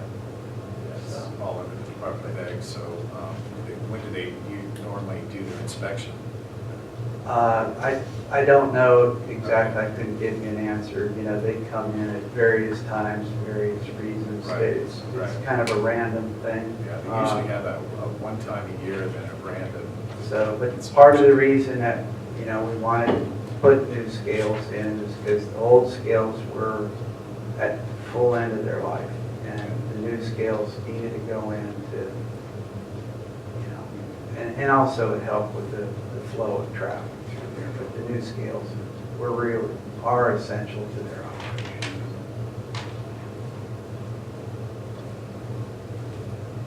Okay. Anything further for Peter? Okay. One more. The last thing I did want to mention, we are working on a very large industrial client and doing a submittal. There will require substantially more infrastructure than we have, but we're going to submit what we have. But it's promising. But the client, this is where, just looping back around to our beginning conversation, this is why Shuttler Station is so important. They want rail access. So that's the key feature that we're able to offer. And there's not many sites throughout the state that can offer rail access, so it's helpful to this particular client. So we're submitting on that. A lot of questions they have. Working through it. And I talked with Jeff a little bit to help. He's familiar with this type of plant, so it makes it easy. Kind of has a little bit of a tie to what we do here already in a way, so, yeah. Okay. Okay. Yep. Thanks, Peter. You betcha. So, I think right now we'll take a 5-minute break. Let's call ourselves back into order. It is 10:40. Our next order of business is this for me? Well, just laying on the floor, that's my job. Oh, I did. Oh, it's over there. Thank you. Okay. The next appointment that we have is Rachel Weinstein, Community Development Director. Staff report request for approval of Gilliam County Historical Society. Historical Society. Yep. Okay. Good morning. Good morning. Thank you. You know, I have to apologize because up until this report, I've been really regular. And then I think just through a confluence of, I'm not sure what, I have not delivered a report in about 15 months, and I apologize. No, not even that long, sorry. It's more like 9 months. But just to start with, piggybacking on Peter's report, a couple of things that I didn't realize until the 8-town throwdown last year that the kite surfing in Arlington was as fabulous as it is. So I've been on a full campaign statewide to try to promote that. So to hear the numbers are going up, I feel kind of good about that. And also, there was something, and I think the judge knows about it, which again, I didn't think about this in my staff report at all, that Peter made reference to, which is the rail spur. And I had a couple of people from Western Rivers Conservancy come into my office a few weeks ago, and they have a specific for beer barley grow at Rattray. And so, and they did it with a non-till method. And they have Sam Bates, who did about 640 acres, I think, of wheat that way. But so they are interested, and especially Commissioner Weimer, if you know, they are looking for a way to get that harvest on rail, to get it to Vancouver, Washington, because they have greater northwestern It's the grain marketing. Yes. They actually, So they're going to process it, and so far all the numbers in terms of protein and everything are fantastic. And if it continues that way, they're gonna send it to Sierra Nevada and Colorado, and they're gonna make a particular beer that will be branded either Condon or Gilliam County, or there will be some local reference. And if they can do this in subsequent years, because this is sort of a proof of concept grow, that would be really cool. And so along those lines, something I don't have in the staff report, because you kind of live it day in and day out, and then you try to write about it and you're like, okay, what do I do? So we did indeed get a rare participant for the John Day River territory, which we didn't get last year, and I made reference to that fact. But Western Rivers also said, if you end up doing an agritourism cycling tie-in event, we will work with Sierra Nevada and provide you with free beer. So I think that would be really cool too. Going back to the actual staff report, so consistently I meet with the chambers, and as I made reference to, sometimes in the winter when the fog's really heavy and the days are short, I miss a couple of meetings. But otherwise, I really do try to get to both chambers. And this year in April, during volunteer appreciation, we did hold the appreciation dinner at St. John's Parish Hall. And we did get the Gilliam County newsletter out. And one thing I'd like from all of you is some direction, because since I've had this job, I've really only produced one a year. But if you all would like a second newsletter, I'm really happy to take that on. And there is a cost to producing it, but just know that I think Courthouse and countywide, enough employees would be interested in maybe doing that. So, What do you think, a semi-annual? Twice well, a that's year, what I'm thinking is, 3 times a year? Or no, twice. Twice. No, not. I think the cost of producing it versus if you weigh the cost and the amount of information, once a year, if it were just me and my budget, that's what I would advise. But I do think that there's enough that happens that twice a year, if we didn't have to produce 1,000 of them, which we do, printing cost, mailing cost, etc., I think there would be enough information that people might be interested in. So just, something that I would like some direction from the court on. So in terms of other ongoing activities, the John Day River territory, which to review is how Sherman County, Gilliam County, Wheeler and Grant counties market tourism. Kara Wilson-Anglin is on the Oregon Tourism Commission, but as everyone knows, her mom has been ill and has passed away. And as per her request, I've taken on that role as chair of that. I was on the management team, but so really all I've added is calling meetings, agendas, that sort of thing. But I have, I'm the acting chair right now of that.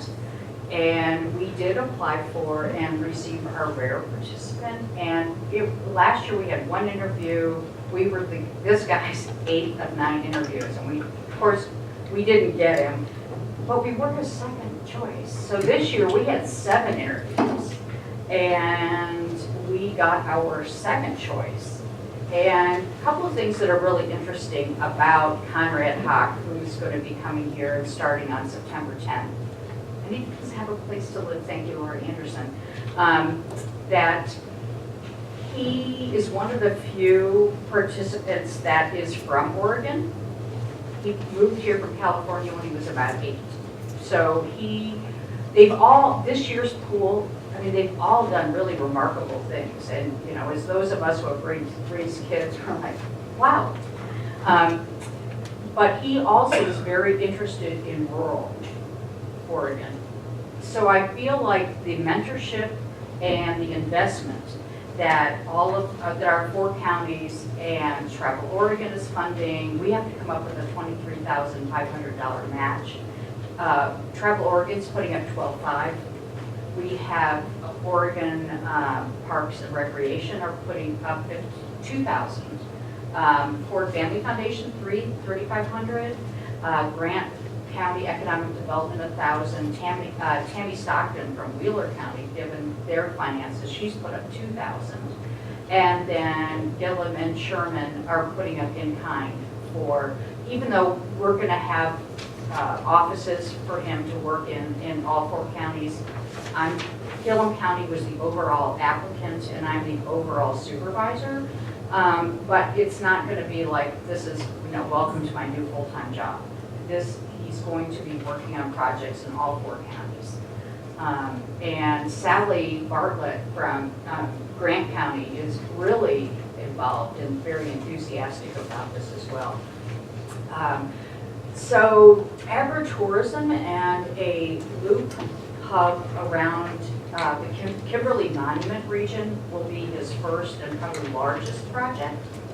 But increasing exposure of the 2 scenic bikeways that we have in the region and tying that into an event, which that's what Western Rivers was saying, we'll fund the beer for. And also in 2015, we put on Taste of Oregon's Old West at Cotton Canyon. And we're looking to revive that this fall with an Oregon wine country grant around a culinary development that would involve 3 celebrity chefs from the JDRT.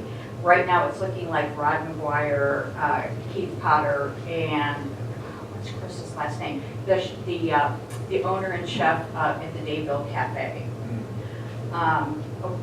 So that would be something else we'd put on in the fall, another harvest festival.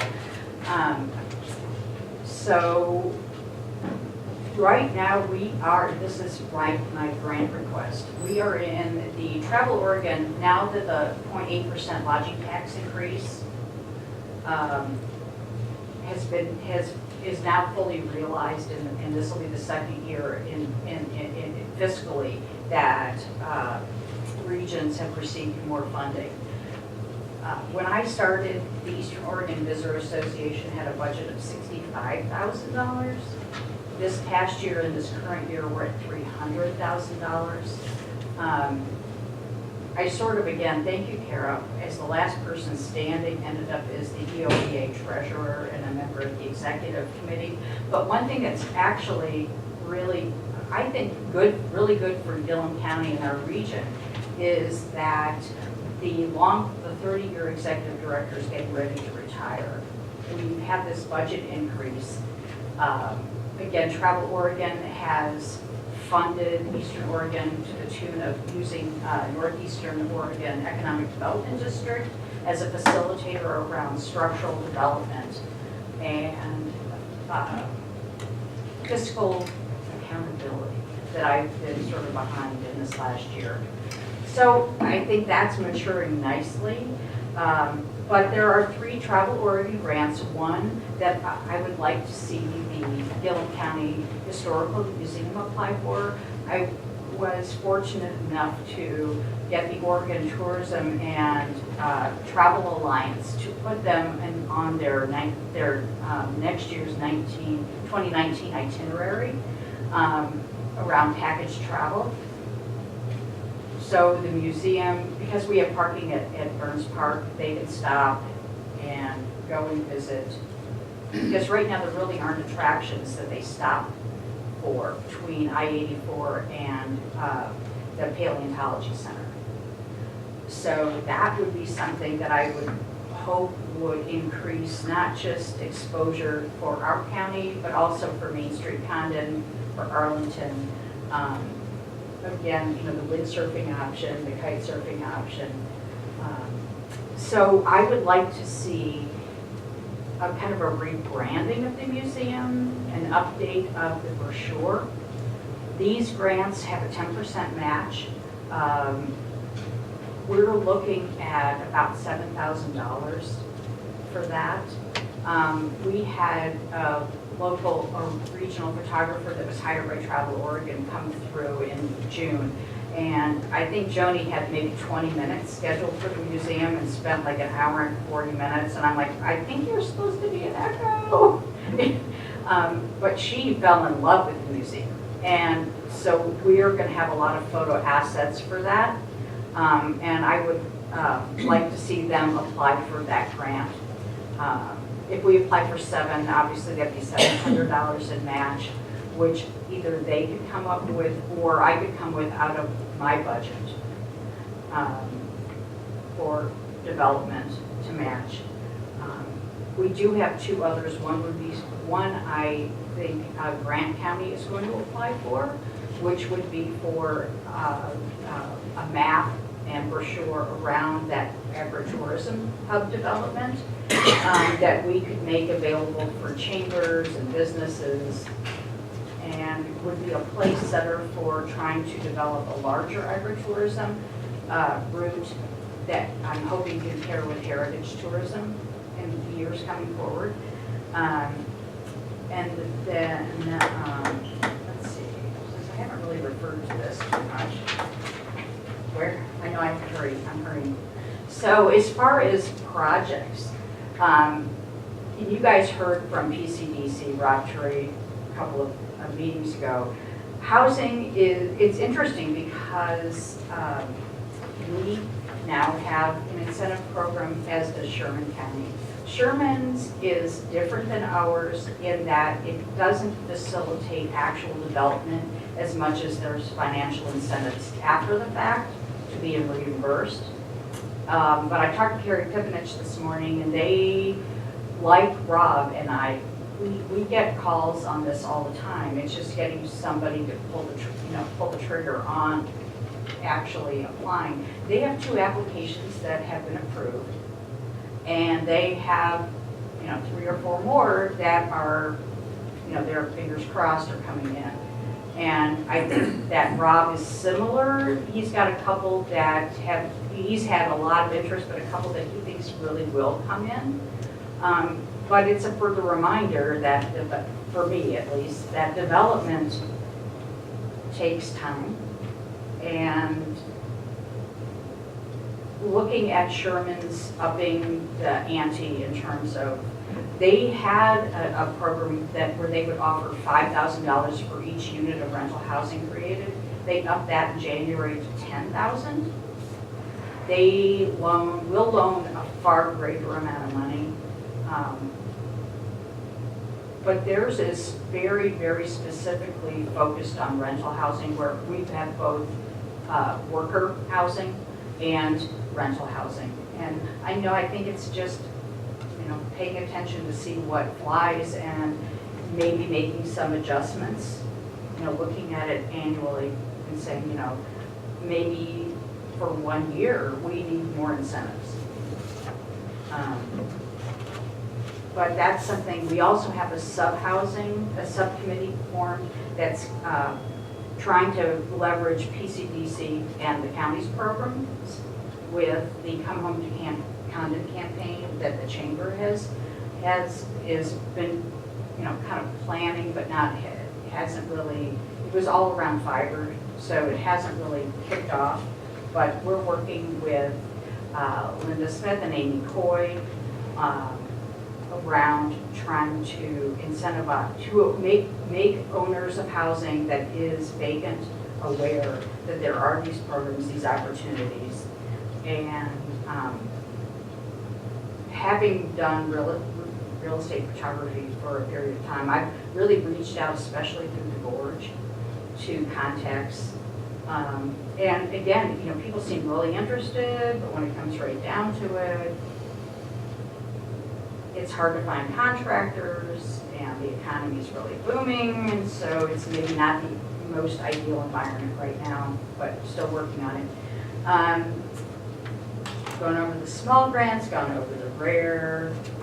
We, as a B piece to a rural tourism studio that Travel Oregon conducted before I was out here in 2010. We were given $5,000 towards a kiosk project. So the JDRT matched that with funds from the various county courts. So we now have these really beautiful kiosks in Wasco, Arlington, Mitchell, and Prairie City. And actually, through using waste management funds, at this month's Condon Chamber meeting, they're going to have one produced and installed in the city park here. But they really are beautiful, and it's really nice to see that funds that are coming to our region are leveraged and, you know, doing good in the communities. Should be almost done with this by now. Oh, okay, so 2020 census. I decided it'd be really super. Michelle had done this in the past, if we could take that into the 21st century. So I'm like, yeah, I'm all about the GIS program. But I didn't have enough RAM to actually, I could run it, but I couldn't make changes and save them because it could crash. So it was like 21st century meant the 1980s, which you know, met the mid-2000s, and we got that done. And I know it seemed kind of crazy, but that's how it's those head counts that are how we get our federal and state funding. So to me, it seemed important, and I've put some time into it. Well, I have another really great opportunity to do what they call a PSAP, which is going to be looking at block numbers and, I mean, all the geocoding stuff that they are going to be using going forward. And so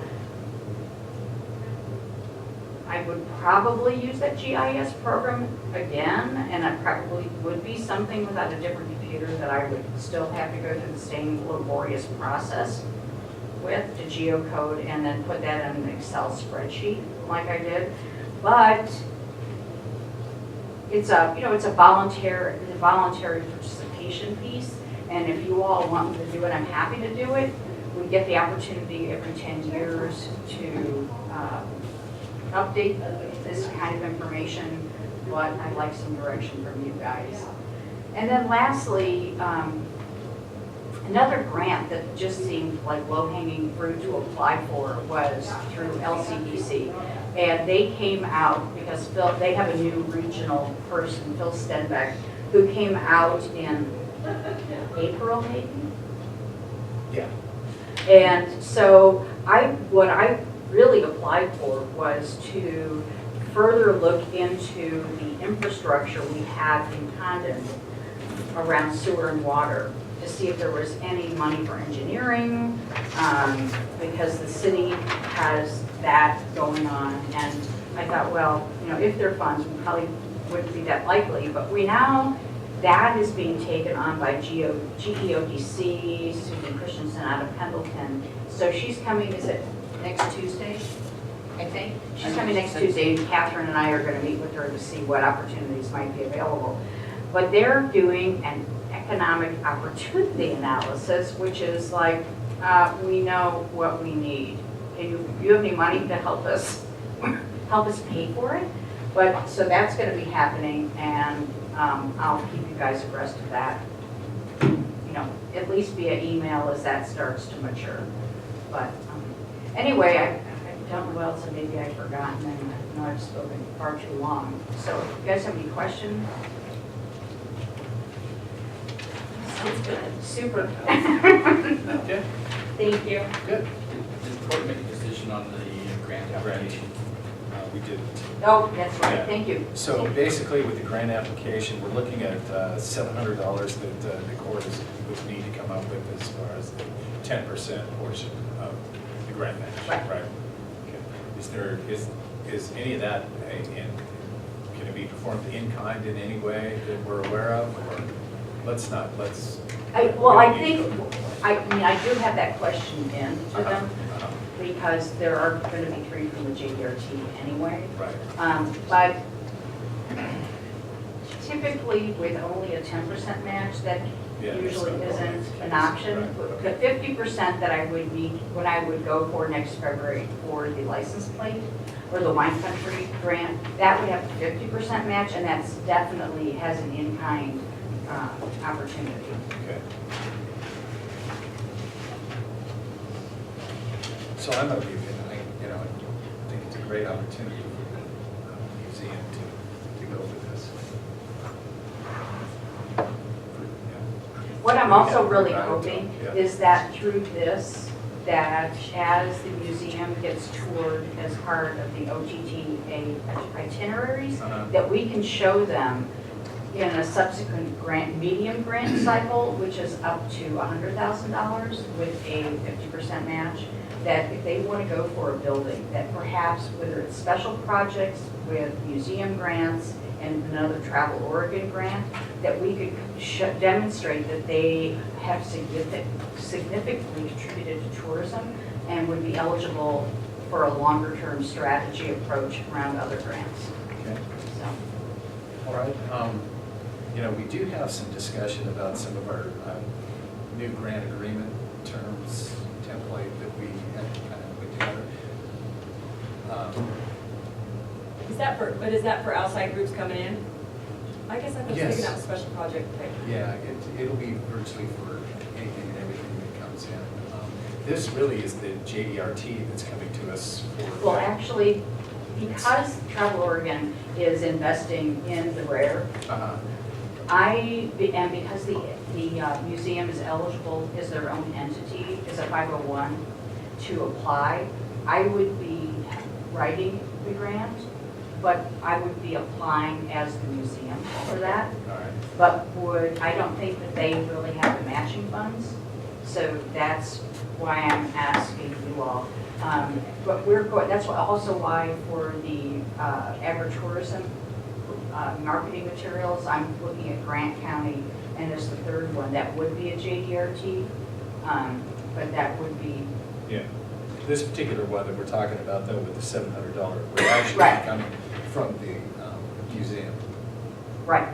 It would be, the museum would be the applicant, and community development would be helping them to Right. facilitate that. With an eye on the larger prize going forward. Yes.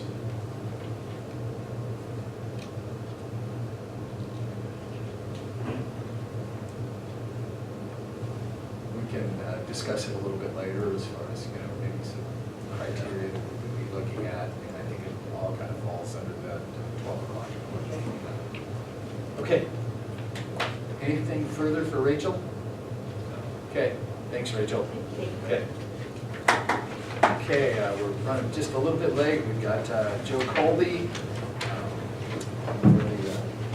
requesting funding support for the tumbleweed tournament. I'll back you up. Come up here. Yeah, I'm coming. Okay. This is, I'll be. okay, well, it's my fault that I come forward here, so. Okay, your pitch. Okay, so this spring, I typically apply for a special project grant and did everything I needed to do as far as fill it out and get it done as far as budget and update all the information, but forgot to turn it in to Rachel. So, And to be honest, he was on my radar screen, and I knew that there were some extenuating circumstances around that time. So in my mind, I thought, well, last year you all funded tumbleweed out of the recreation line item. So I thought that didn't have the same deadline that special projects did. So given what good it does for the county, I didn't want to bother them, and it really is my fault. I can take some responsibility, but I should have had it in.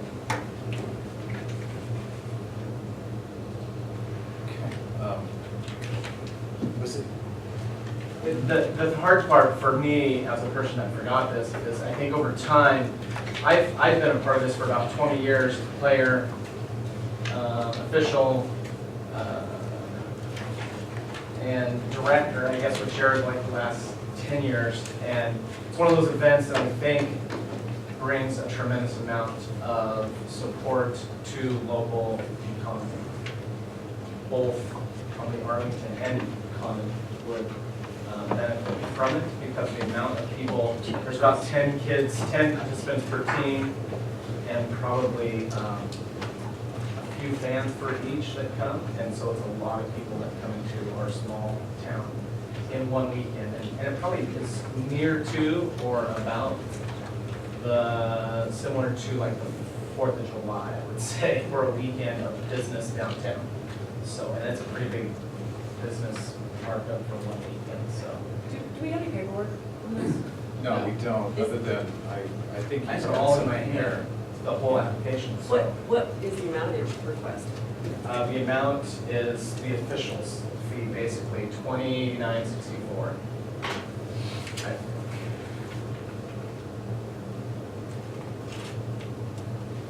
And actually, officials would be, if you did 29 games at $90 a game, 3 officials, $30 a piece, it would be $26.10. And then we've asked for help with the prizes. We do a little bit of shirts for the first place, second place, and a ball for the champions.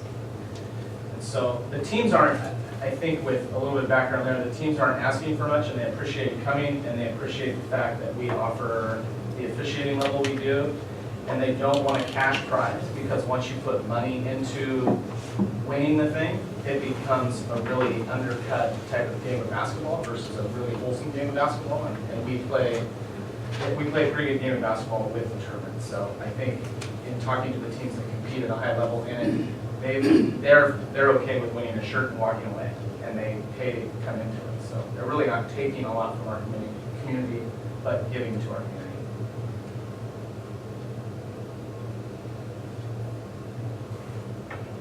So are there team fees? $300 a team. We $300 haven't a raised team. it for years. We've just kept it at that. And then the huge expense would be all the fees that they would pay, the officials would take, basically, because what's the $300 per team? If you did 10 teams, there's $3,000.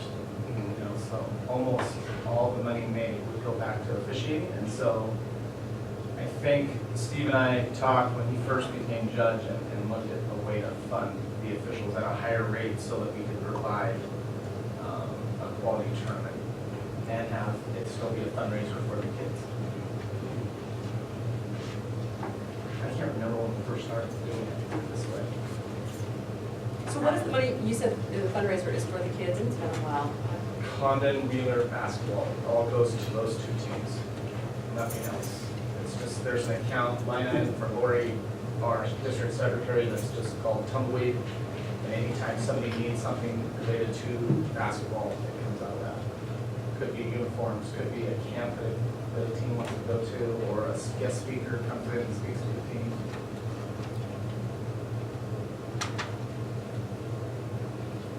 Last year, we did it out of the recreation line. How much did we approve last year? It was a similar amount, I think. Yeah. Rachel knows. I want to say it was probably, it's up maybe $100 this year, but very close.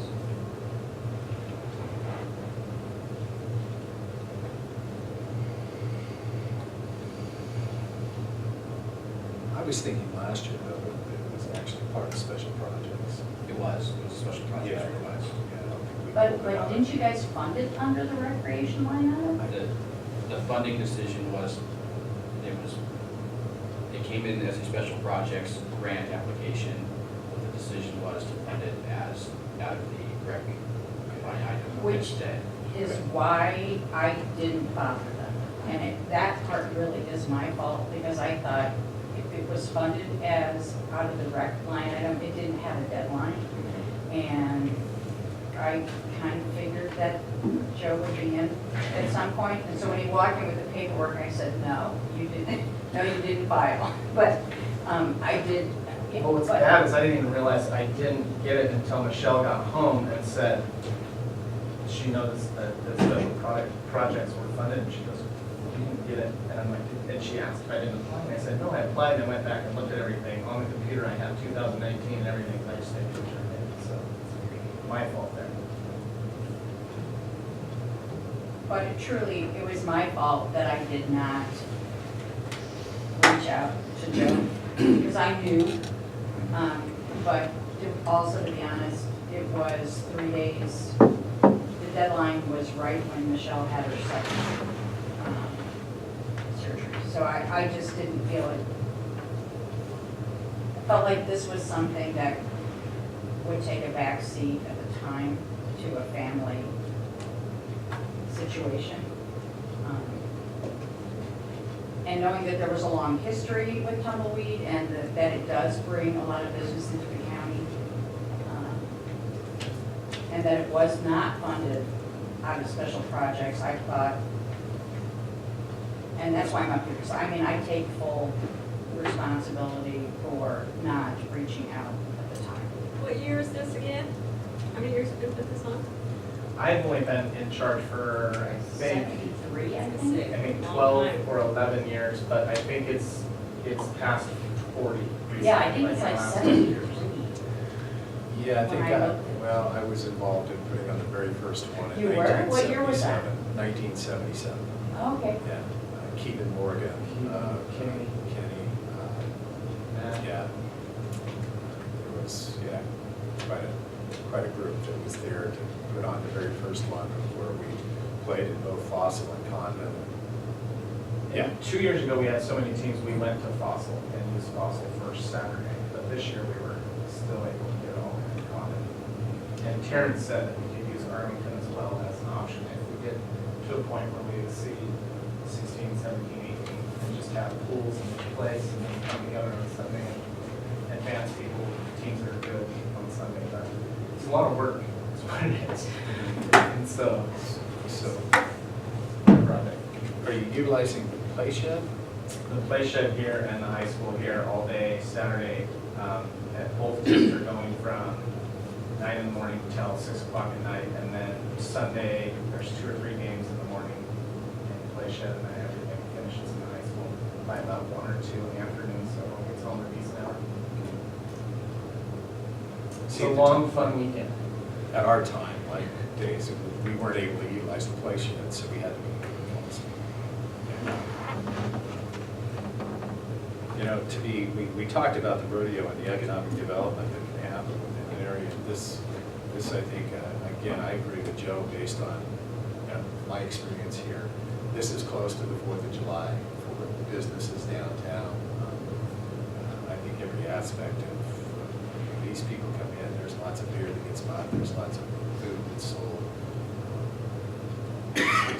And I can tell you from managing the hotel that Yeah. it, you know, it's a time of year where it would be slow otherwise, and it feels Burns hard. pretty full. Hopefully I would hotels. guess that the recent purchase of the hotel is going to help this as well, because he was in charge for a period of time, Kim Logan, of the tournament. When I took over from him, and I would say he would probably push this at another level with that establishment as well, is my guess. What's the dates? What's The third week, or the second weekend in March is the tournament. So Falls Baker. So I start typically in November, December, trying to get the word out to all the people that have participated in the past. And then the officials is the toughest part, because you really have to pay them to get them to come. And we're doing a pretty good job of paying them, but I officiate during the year. I make double per game what we're paying. So it's not a great expense, but when you rent 4 or 5 games in a day, you might come home with $150 and be able to go out that night and have a good time. So the previous grant was for $2,610. That would be just officiating at 29 games, $90 a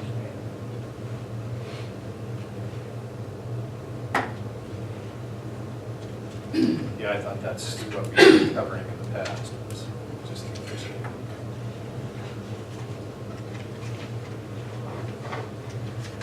Yeah, there's a lot of similarities. What we just funded with the high school rodeo and that same pots of money, except for the youth activities, I mean, that would be a question on there. But considering some of the age of the players. Yeah. There's kids involved. The high school teams sit at scorer's tables and sweep floors in between. So all the kids that play for Condon and Wheeler basketball have to participate within, like run shifts on Saturday and Sunday. So one gym is the girls, one gym is the boys, and then the coaches are responsible for making sure that there's people sitting there every game keeping score, and the floor is swept and ready to be played, and then they clean the locker rooms, pick up the garbage at the end of the day, and sweep again, and then the floor is ready to go. So we have a whole facility to show them, yes, too. So the kids are there all day, yeah.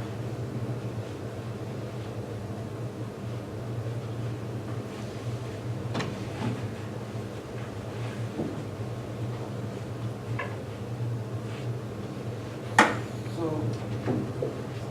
using the funding out of the game share on the last one, go direct with this one. Just use out of the rec fund. Yeah. And I don't know how much is in the game share. Well, last year, I think it was $81,000 that come in through gain share. Let me look real quickly. Did this qualify for I think, that? What's your interpretation? well, gain share is really, there is, so it is the income tax dollars that are earned for everybody who works at those facilities that are on a SIP. It really is, in my opinion, it's to help offset some of the services that operate within the area for the lack of revenue that they just get $500,000. And then it's split the way the taxing districts, we set it up the way the taxing districts are. The one entity that never gets anything out of it is the school districts. They get nothing. A lot of, specifically Washington County, uses a big chunk of this civic money, gain share monies that they get to get back into the Peterson School District, Hillsborough School District, helping them with some of their issues. So I always kind of felt like we don't have this in policy or anything like that, but utilizing gain share as much as we possibly could for the education component. This, in a way, could fit, and the rodeo also, because again, it's the money that they get off of it goes towards the school's extracurricular activity, whether it's rodeo or basketball.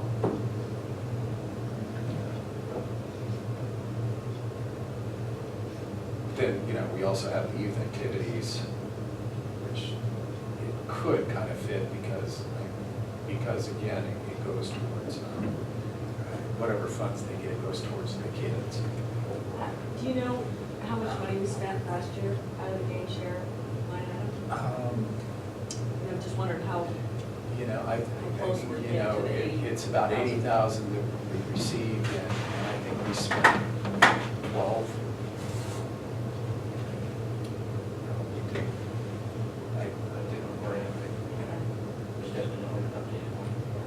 That's all right. Nowhere close. Yeah, I know, it wasn't, we did not, utilize, first of all, our anticipation on the gain share funds that we were gonna get was right around $50,000. It ended up around 80. Consequently, what that means is that there's more people out there working than what we expected. But it's a far cry from the $111 million that Washington had.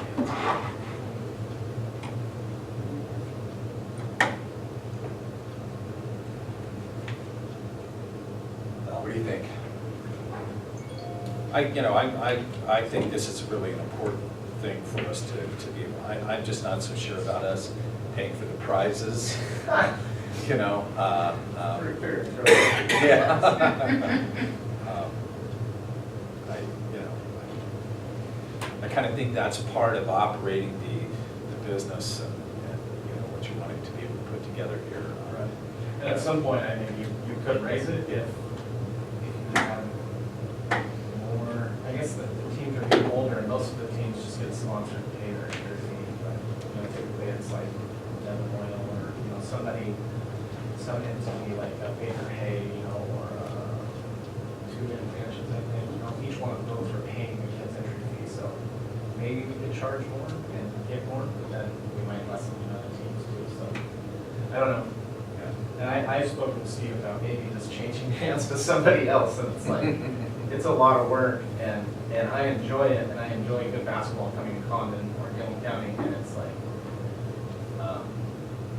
it's a fun event for us as citizens. Maybe just bump it up to 310 a team, now probably cover your prices. Yeah. And we probably don't even have to give prizes, they'd still come, but we like to give them something. Well, the quality of play has increased so much since I played. That's easy enough to say. During my days, we tried to get volunteers to officiate regularly. I spoke with. It became actually a problem in the evening because there were those, discussions, for lack of a better way of saying it, during beer time. I spoke with, I think it was Joe Nice, the guy out of St. Paul that grew up here a couple weekends ago when he was here for one of the functions we had at the park. And he is really impressed with where it's gone from when he did it. And wants to come see it, but I asked him, I said, you wouldn't be interested in coming back to officiate? He's like, no, I can pass on that. So he's good that it's younger people that come participate and come still do it, and he's happy to see it still going because, and I think a lot of people when you go around in basketball circles have a connection to it, because everyone says, remember the time we were there, so it's a big event. So, what do you think about game share? Fine. Okay, I'm fine. Yeah, that's good. Yeah, I think it's appropriate, Commissioner. Okay, I would move that we go ahead and fund, I'm not ready. What? What was the amount? I said I'm not ready. Do you think just the officiating, or what is your thought on that? I didn't have a strong Well, I think, opinion on that. in the past, all we've done is the officiating crew. I have to say that there's a way of looking at this. I mean, if you end up with more teams, you end up with more games and you have to pay the officials. Right. And so I kind of. Or less teams. Or less teams, less officials. We were at 13, I think, last year, not the, what was it, I'm asking for 16. Yeah, 29 games would be I think about 15, 16 teams to get through a whole tournament. So, we'd only get 24 games with 12 teams, say, to make it through the whole tournament. Double what they should do, So is this, one of those things that we set a flat amount, or do we, give them, say, some money up front, and then they come back later letting us know that they only played 24 games or 22 games, and we fund the officials for that? I'm okay with the flat amount. Okay. And, I think generally, it's right in that ballpark. I think getting that amount of teams here. I know there's been years that had they had a facility, they probably could have brought in more teams. But So you've got a motion? Well, I was Yeah. trying, but Oh, okay. I wasn't sure about the monetary amount, Oh, so I stopped. all right. up to, how much? Well, the two amounts are 2964 or 2610. right. So it roughly becomes $354 for prizes. And what he's requesting, or what the initial request that he was going to bring the special projects. Well, we could have sponsored buckles, prizes for rodeo, You did. Yeah. So, I mean, I don't see. Yeah. Yeah. Okay, I will move that we support the tumbleweed tournament in the amount of $2,964. Second. And we'll pull that out of the gain share, right? Out of nature. Okay, Yes, thank you. so it's been moved and seconded to approve the funding support for the Tumbleweed Basketball Tournament, the amount of $2,964 to be taken out of the gain share line. Any further discussion? Okay, there being none, all those in favor? Aye. Opposed? Okay, all right. Thank you. Thank you. Okay, we have the City of Condon request for grant extension.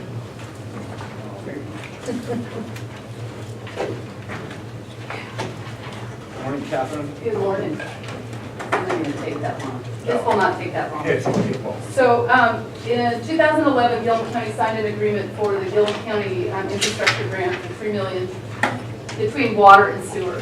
So we've already expended all of our sewer funds that we had set aside. We have approximately $345,000 left. But since our 6 years has gone by, I'm asking for an extension of 3 to 4 years on that. I could go either way because there's a way. Right now, our public works spends approximately $150,000 a year, so I think we can get it done in 3 years. But we're also down one person in our public works department. So I still think as long as it's 3 years, we should be fine. But I did want to update you very quickly is that since 2005 to 2018, we put in 24,751 feet of water line, which equals 4.69 miles. With this grant over the last 6 years, we have put in 13,134 feet, which is 2.49 miles. Using part of this grant, we've updated our master plan because we had gotten so far ahead of that we have updated both our water and sewer master plans. And we did get a grant for most of it, but we did use some of those funds in our water project funds to do that. I just want you to know too that this existing grant was used for existing infrastructure funds. It was not for extension of line items. So our new housing development that we have proposed north of the golf course does not include spending money for it out of this fund. So I don't know if anyone has any questions. It doesn't fit, our new projects do not fit into the parameters of the original grant. So I guess the only thing I'm asking for is an extension of 3 years on this grant to spend this money.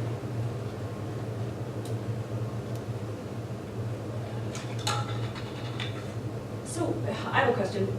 Did you say 6 years ago? 6 years. Okay, so the city just came to the county and asked for At $3 the- million for. Yes, at that time, well, actually I asked for 6, but I got 3, which was great. So at that time, the city of Arlington got $2 million, we got $3 million. The South Gilliam Rural Fire got 1.5, and the city of Lone Rock, I think, got 225,000. Five. And They got 500,000 for their water project? for the City of Lone Rock? Yeah. Oh, so what they did in that project was, everyone else has finished their projects, but since we used our staff, with the sewer projects done because we had to contract that out. So we've used our staff. And what I did too was I took what it would have cost us if, very rough figures, if we would have contracted out, it's about $75 per foot on water. And that would have been almost $1 million. And we've spent about $700,000 on all of this. So it's a lot cheaper. We don't have to do Davis-Bacon or Boley because our guys do it.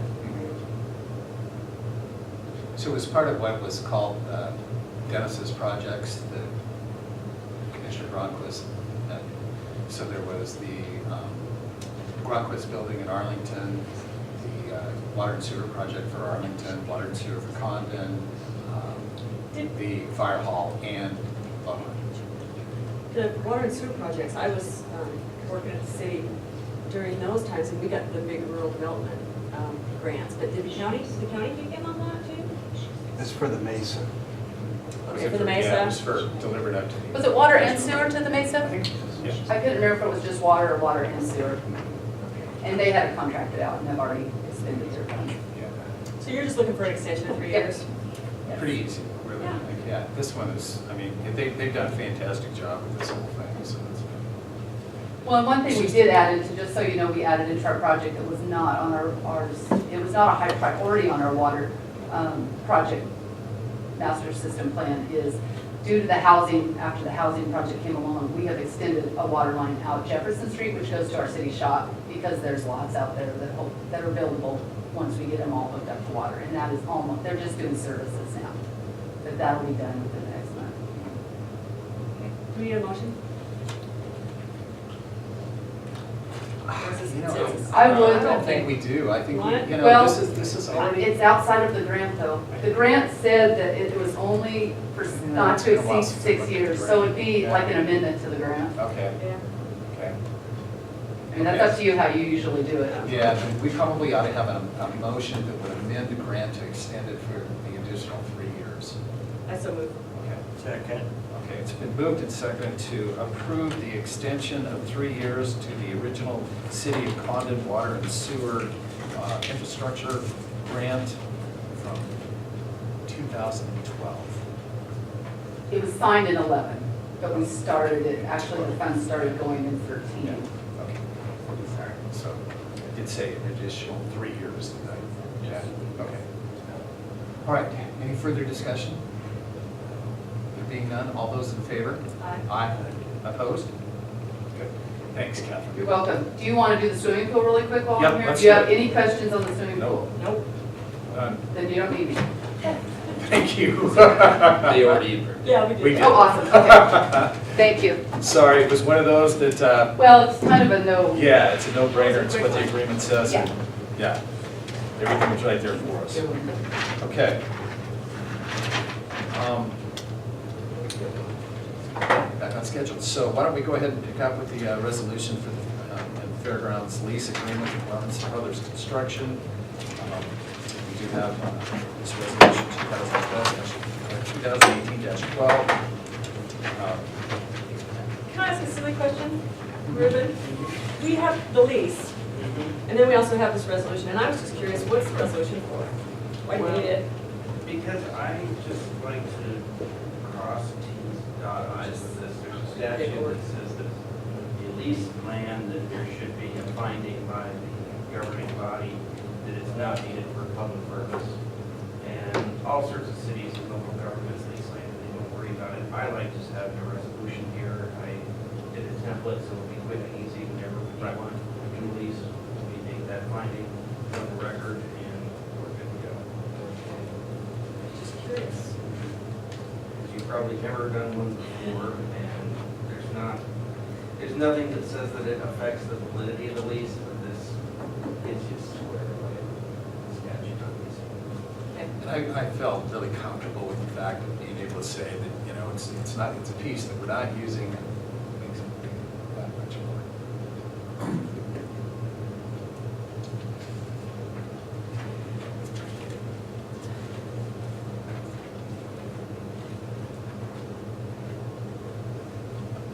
So they kind of have to go together. They do, yes. Yeah. Yes.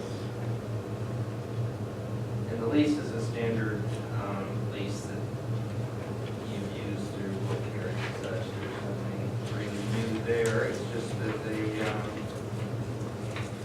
get to lease the property, 3.02 acres of open ground, and a portion of the office building there for a total of $2,000 a month. If they want to lease additional acreage, then it's $400 per month for each acre. Then they can't store hazardous materials, they can't do things outside of the permitted use, which is storage and staging for their operations. Have to carry liability insurance, the standard amount of $2 million. And so on. And I did make sure with Chris that this will not interrupt the fair activities. She's okay with it. She said that's the lease starting in August, that will be fine. So at this point, though, we don't necessarily have to approve the lease for signing. What we need to do is just to let you review it, and then we present it to Robinson Brothers. And so We, so it hasn't been approved by Robinson Brothers yet. This is your first look at it to make any changes that you want before we present it to Robinson Brothers. If you're good the way it is, you could do a motion to approve the lease, pending receipt of a signed copy from Robinson Brothers, and then we don't have to wait till the next meeting to have it signed by you. But that's up to you if you want to proceed that way. So the Fair Board signed off on this. Well, I worked with Chris, with the Fair Board, and she approved it to be submitted to you for approval. So they haven't technically signed off, but actually they're not going to sign on this. It's Yeah. county No, they're not property. signing on it, but, They're on board. I mean, because I noticed that there's an area there that I know is used quite heavily for high school rodeo. So, yeah, I didn't know how that fit in. And I don't know. Chris never brought up the rodeo thing to me. This is all after. This is all after the fair. It's actually, they would be able to. But move when right I'm to their- looking at the lease, it doesn't sound like it. Yeah. After the agreement with them, it's after. Because this talks about August. And that's why it's highlighted in yellow, is that it does, those dates are fluid. We don't, at this point, know when Robinson Brothers actually Correct. wants to take it and use it. I just wrote in August because I had to write in something and then highlighted it in yellow. Right. Shift that. Yeah, I think September 10th was the first date that they were given. I mean, that was the only I don't reason know. that flagged me on Sure, on yeah, this yeah. whole thing. It was that it was talking about August. That date is fluid. Yeah. But again, the only person that really knows that for sure is, well, Chris and Teresa. I think that she's been working with Robinson Brothers on.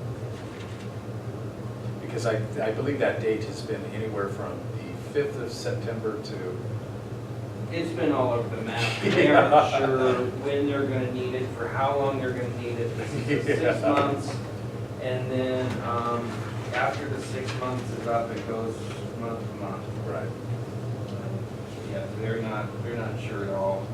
And with that in mind, we could just, I mean, if you just want to tentatively approve me to, or not tentatively, just to approve to have me pass it on to Robinson for their review. I just want you to have the first crack to make changes. Right. Because it doesn't work well to present it to them, have them agree to it, and then we want to make changes after we presented it to them. Well, and I like the idea of go ahead and approving it, and then pending the receipt We can of do their that signed too. copy. Yeah. Mhm. So it doesn't have to come back to us Right. if they like it. Right. Yeah, one other area that's a concern here is the noxious weeds. It's been pretty prevalent there. Well, has it? Okay. Yeah. Maybe that, I haven't looked at it this year to see, but that whole area on the south side of the arena has been a bad situation. Now, hopefully their use then will keep those down, their use of the premises.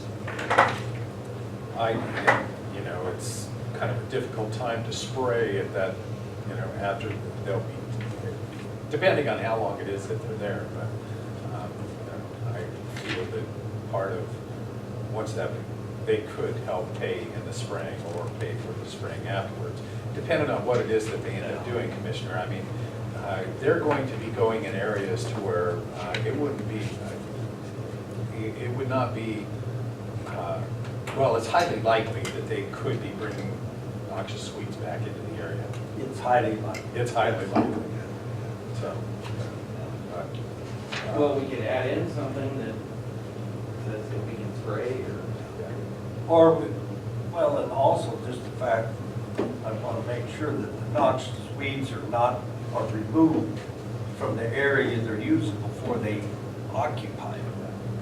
Because then they spread it all over They the take other them out, one, so. spread them, and they're gonna be working in our county, and that's where they're gonna end up at. So, you know, we could have that, you could have that conversation with Dawn Well, and the Fair Board, and the Fair Board. since they manage that property, we're pretty much, all we do Yeah. is stand back, sign the papers. Okay. Well, I think we should add that, Ruben, that upon, you know, the time that they leave the property, that we will spray it and send them the bill. Okay. Afterwards, you're saying? Afterwards. Well, Prior to that, we'll get to the Fair Board and get them to spray it, and make sure that there's not gonna be anything. I think we better consult with our weed department on that. Well, Because I'm just, spray time is yeah, more of a seasonal thing. exactly. I'm not sure. He might have them taken care of now. There may not be any. Yeah, I gotta be perfectly honest with you, I think it's been 2 years since I've been out into that area, fairgrounds. I mean, the last time I saw it, it was immensely improved, but you have these vehicles coming and going all over, and that's a big problem. I mean, the horse trailers are going to come in, Yeah. so. So do you want to consult with the weed department then and just have Sandy get back to me on what would be appropriate to put in the lease? Yeah. I mean, with our wind farm stuff we've had, there's been some inspections involved in it. So I'm not sure it's exactly, but I know that's been put into some of the conditions. Well, shoot, I'll just call up the weed department and, Yeah. just say, hey, I'm working on this Yeah. lease. This is where we're gonna lease property. What do you recommend as a course of action for keeping the lease? Perfect, yeah, I think that's definitely the way to go, so, yep. Okay.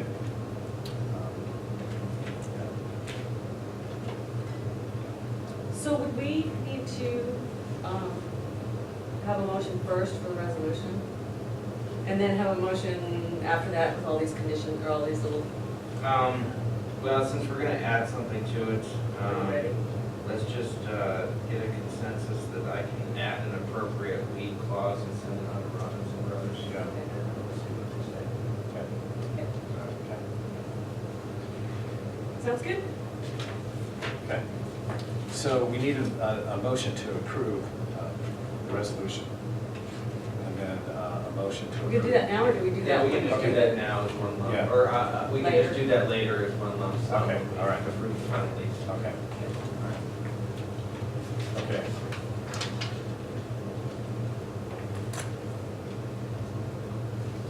Right, so we have a few minutes here to take a look at the regular court meeting minutes from July 25th and August 1st.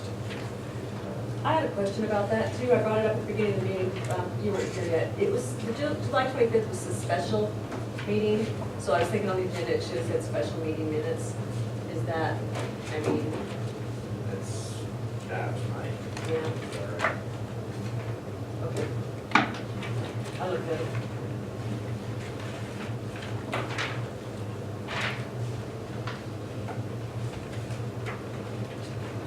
I had a question. Can I ask a question? You know, I was on the phone for this meeting. Are we looking at the July 25th special Sure, meeting first? sure. I was on the phone. So when the road department administrative assistant spoke at the beginning,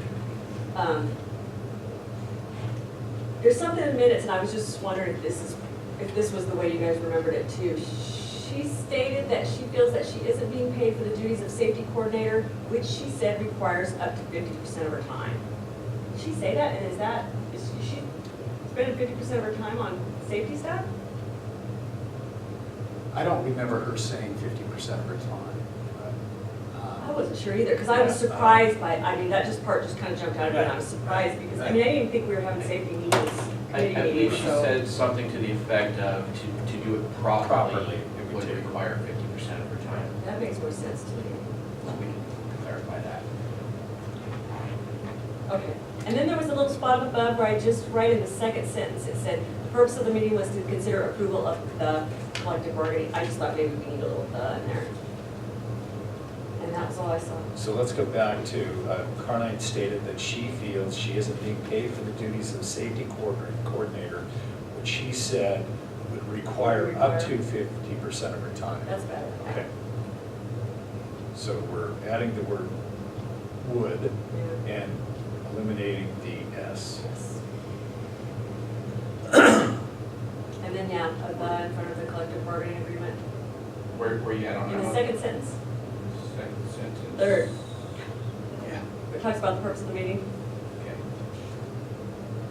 And I didn't see anything other than that.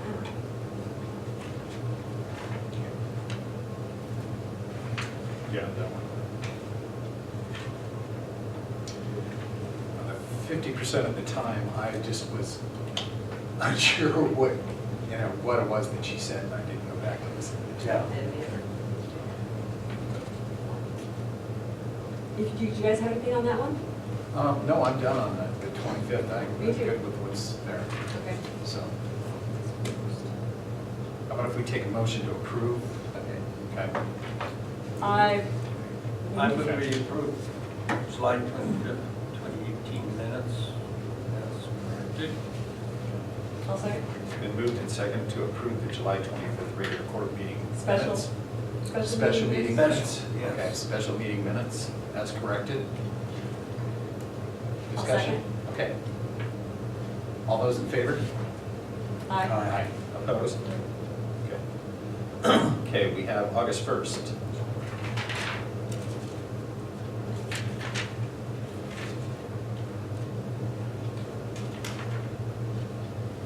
You're gonna fall over, I didn't have anything. Oh, Okay. my God. Yeah. Not even a typo, I didn't even see a typo. I got a few things. Uh-oh. Yeah. Sorry. Quentin Grade. Quentin Grade instead of Clinton Grade. Oops, Yeah. I missed it. Okay. Then also, it says, it was in the matter of the veteran service officer. He gave us a report on what the Gilliam County, and then instead in Sherman County, it says unconducted 47. That's actually in the Tri-County area. He works for all three counties, so he gave us what he did in Gilliam County and then what he did overall. So I would. So it says Sherman should be Tri-County. Yeah, in the Tri-County. Okay. Okay. And I think that was it, that's all I had. No, wait a second. Then we go back to page 6. This is really, the second paragraph, it starts off with Judge Schaefer noted that we on Sherman. About halfway through that, it says that the Dave Wireless provided a rough estimate of $75,000. And it said, then it says the county can still be receiving the $6 per customer. That really, I said that I think we should have a period there after the Dave Wireless provided a rough estimate of $75,000. Judge Schaefer said the county could still continue receiving the $6 per customer. RTG would no longer have access to the county's equipment. Yeah, that makes more sense. Yeah, and if any problems arise, RTG would be required to call Frontier Telnet. That sounds good. Right. So, because, the point I was trying to make is that they had been going in and changing a lot of our equipment, and now we're gonna have multi-users, so we need to make sure. So I'll read it again. Day Wireless provided a rough estimate of $75,000 period. Judge Schaefer said the county could still continue receiving $6 per customer. RTG, period there, RTG would no longer have access to the county's equipment, and if any problems arise, RTG would be required to call Frontier Telnet. Okay? So that statement, then, we have an agreement with Frontier Telnet for our equipment? Well, at this time, you know, it's Date Wireless that really handles everything. No, we don't have an agreement with Frontier Telnet to handle our equipment. But I'm not sure. Again, the person who has the director of Frontier Telnet is the one that handles all of the broadband data, the transportation, virtually every aspect of it that's involved with it. The only thing that we have is an agreement with the property owner and ownership of the equipment. Yeah. So we do have a little, I think it's a little bit weak. It is, and these are some of the things that Frontier Telnet is wanting to get corrected, straightened out. You know, when this whole thing was kind of put together back in 2011, it was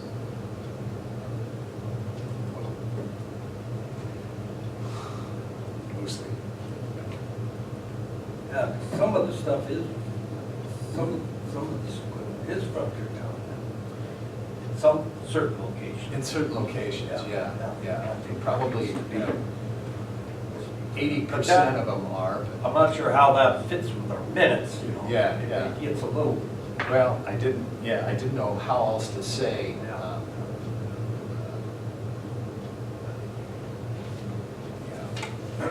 Yeah, I guess the key to it is I want quick reaction time for the ISPs. You know, they would know that who they would contact would be that. So down on Shuttler Station on page 7, that's, looks like it should be IBR, There you go. IBS. I want to say that.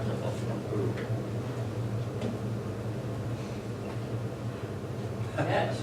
It's only one letter, Okay, really.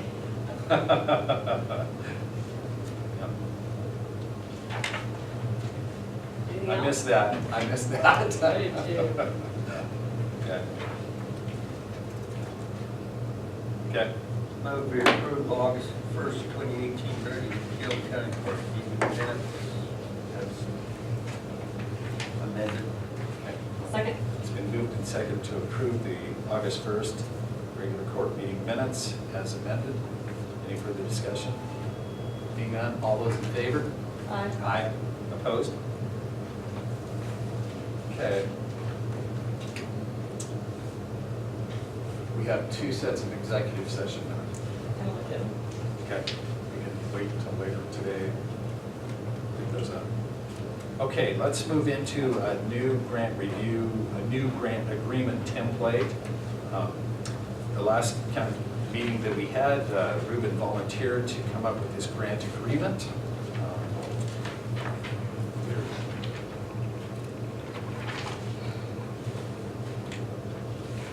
Is this for everything? Or what exactly is our, what are we gonna use this for? Well,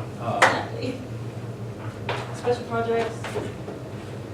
right now, yeah, it's more or less for whatever. I mean, special projects is a place that we can use it. The 2 things that we have today, with this would fit into it. I think where we're gonna run into a few issues, there are some things that we do have with, at budget time, when we, you know, have this, not all of this is going to fit, but I think it gives us a good template to be able to start with, that we could make adjustments at the time that we have this. And I just kind of feel that approving something gets us to the point to where we have a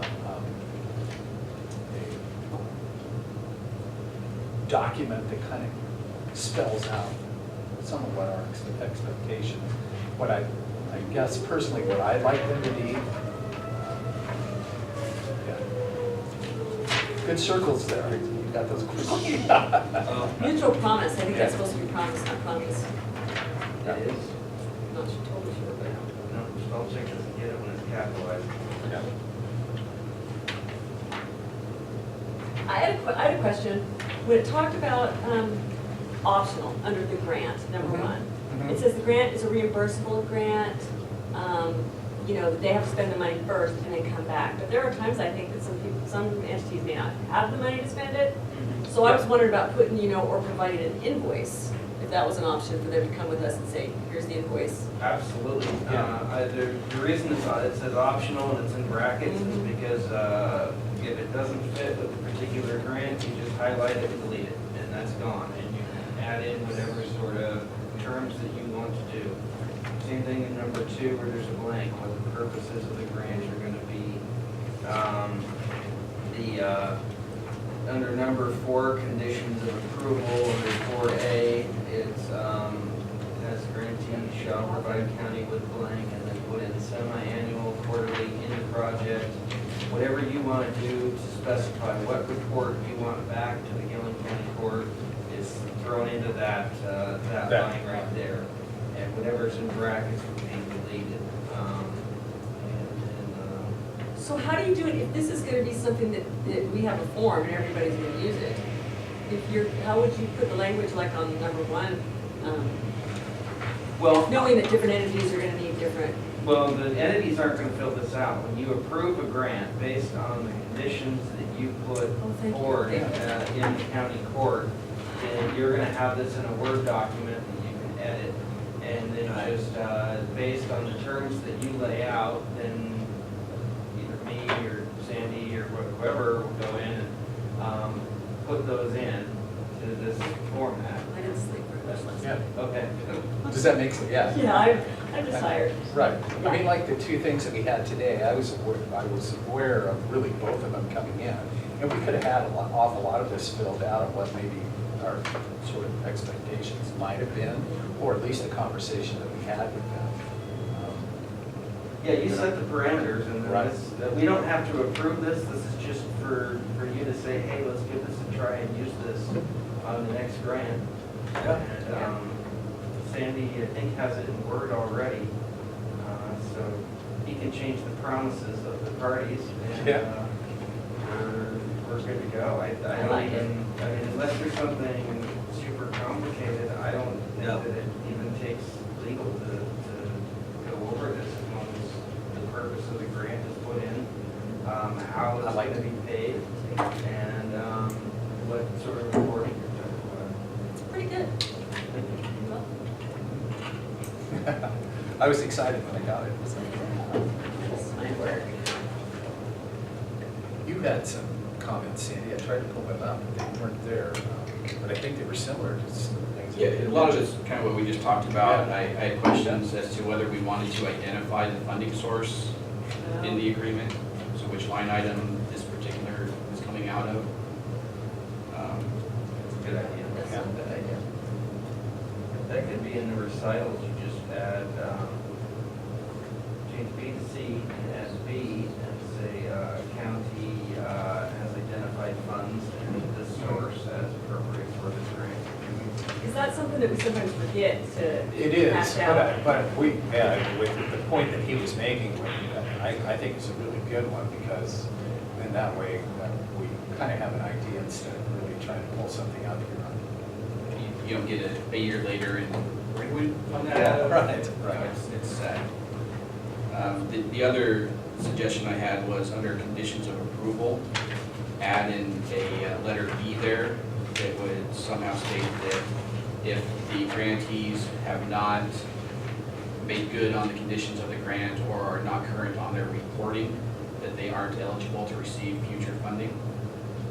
That's a pretty standard thing in grant programs, that if you haven't kept up your end of the deal, you don't get to ask for more money. I would suggest something along those lines. I kind of, yeah, I think that was the one that I just thought, well, okay. That's a good idea. Well, you know what? It is. But it may not. Yes, I was gonna say, maybe May something not. just says you may Okay, not may. get it Yeah, next year. yeah, And then it's our call. yeah. Your call, it's not my call. Right. It's your call, and whether you want to consider it, they blew it off. I like the May. I like the May too. I wasn't sure about the language any at all. After? Yeah. Yeah, those are good suggestions. What do you think, Commissioner Farmer? It's good. Okay. Something we can begin using. I think it will simplify our work a little bit.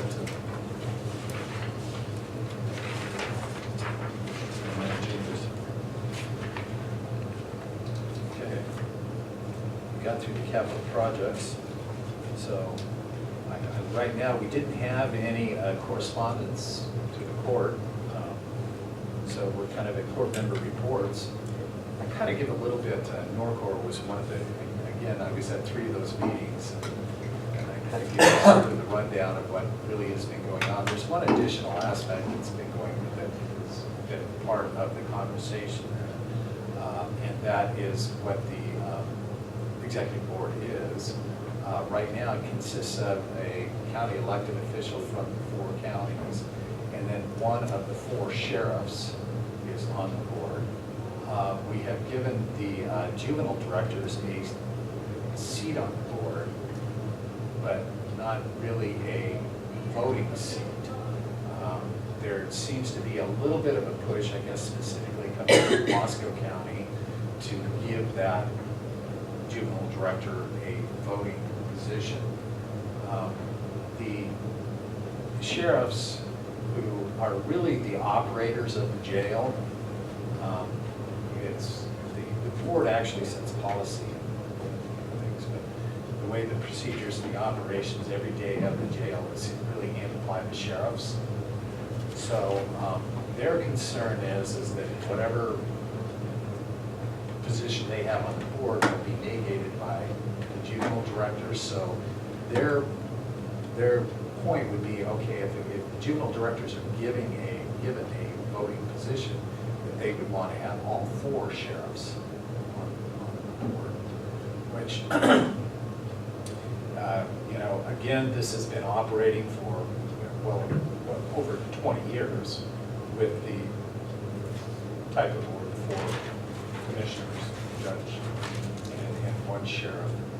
I feel right now the juvenile directors have a good opportunity to speak their piece, you know, state their cases, give their information.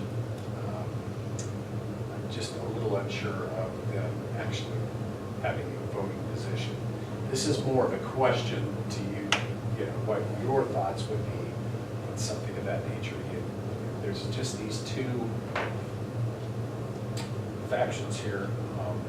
Even having the sheriff on there sounds questionable to me. I mean, yeah, either that or they're all on there. Yeah. Because that gives, that could give an unbalanced power in the structure of the board. And adding the juvenile director could make it even worse.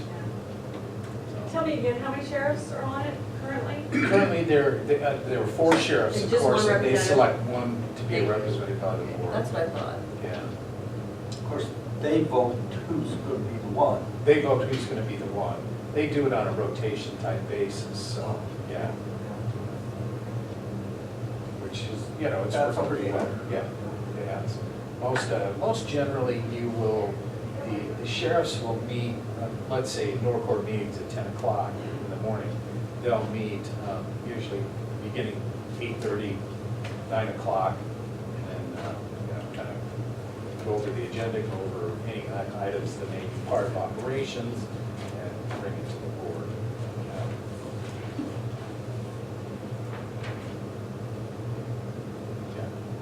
But I can see from that standpoint, I mean, the juvenile director's pretty involved with one area. The juvenile directors do basically the same thing. They all get together Yeah. and discuss, you know, whatever issues there are and bring it to the board. But they've just recently been at it. They just recently, I mean, it's, yeah, right. We did pass a bylaw change allowing them the position on the board 2 months ago, 3 months ago. And now there's just this additional push to actually give them a vote to Oh. yeah. Ex officio? Ex officio, yeah.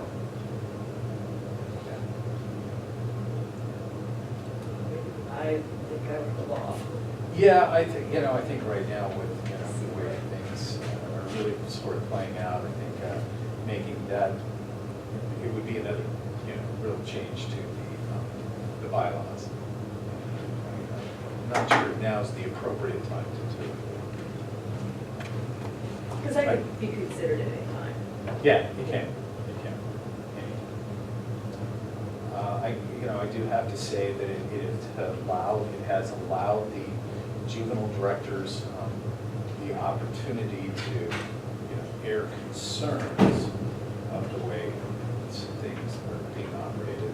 Whereas before, the juvenile directors basically had to go through the executive director, and that person sometimes chose whether to bring it to the board. There, still is kind of this push with some of the sheriffs that maybe we ought to cut the juvenile portion of it. They claim it's losing money, to be perfectly honest. When this last year closed out, 17 and 18, the juvenile department actually come out in the black. It was the adults that come out in the so found that quite interesting. But also, again, I think it really, we got the bylaw change about, it was 3 or 4 months ago, but prior to that, we had actually allowed the juvenile director to be there, or the appointed person from the juvenile directors to be in most all the meetings and speak, just like we were a sheriff. We just sort of missed the proper way of getting the bylaws set up to get that accomplished. Anyway, we are in the process of selecting a new director. I'm going to touch a little bit on that. It's been fairly controversial. The Mid-Columbia Coalition, can't remember their Columbia Gorge Coalition, whatever, really felt that the board needed to select people from the private sector, public, to be a part of the selections of the candidates to be interviewed. They felt that they should be part of the interviewing committee also. The board really made the decision that no, this would be something, just simply because of all the controversy that is going on. We really felt that we could bring in enough people that would be impartial, I guess, to be effective on it. So the decision was made to stay with the executive board to go through the selections of the applicants, also the interview. So you might hear a little bit of kickback on that, specifically from this particular coalition down there. But it was just too hard to begin going out and looking at, people who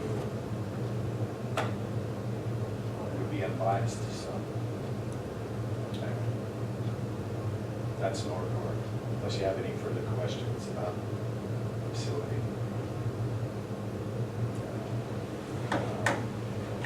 Next, I kind of like to touch, I guess, the Korea organization. Korea, it stands for Community Renewable Energy Association. Korea has been, really, really broadening its what it does. It's really not just anymore, and it hasn't been for some time, an organization that's really just dealing with community renewable energy projects, but also beginning the recruitment of larger, wind farms, solar projects around. We have a person in the membership that is at our meetings regularly, individual by the name of David Brown, who is building the largest solar farm in southern Oregon. It'll be 400 megawatts. So which is phenomenal, large. I think they normally figure, I think an acre, 7 megawatts per acre. Yeah, so it gives you kind of an idea of the amount of footprint that this thing is going to have. What I want to get to with this is that Korea has really made the decision now to be more, instead of just a community renewable, it's changing their name to be more of a organization for renewable energy as a whole. That being large, small, solar, wind, hydro, every aspect of it. Originally, when it got started, Paul Wooten, who was one of the originators of it, along with Bo Carey, the goal was there were opportunities for small 6 megawatt, 10 megawatt wind projects. It looked like the industry could handle that, and we were in an area that it looked like it would be viable to be done. But it appears as if the wind industry is really leaning more towards large projects, and solar seems to be going for more of the small ones. Hydro seems to be going for more of the small ones. So really broadening everything that happens with it. I think Commissioner McCoy has really led, he's not on the board, but he's led this push that, most of the money for Korea's operation comes from the 3-county SIP agreements, and what was negotiated.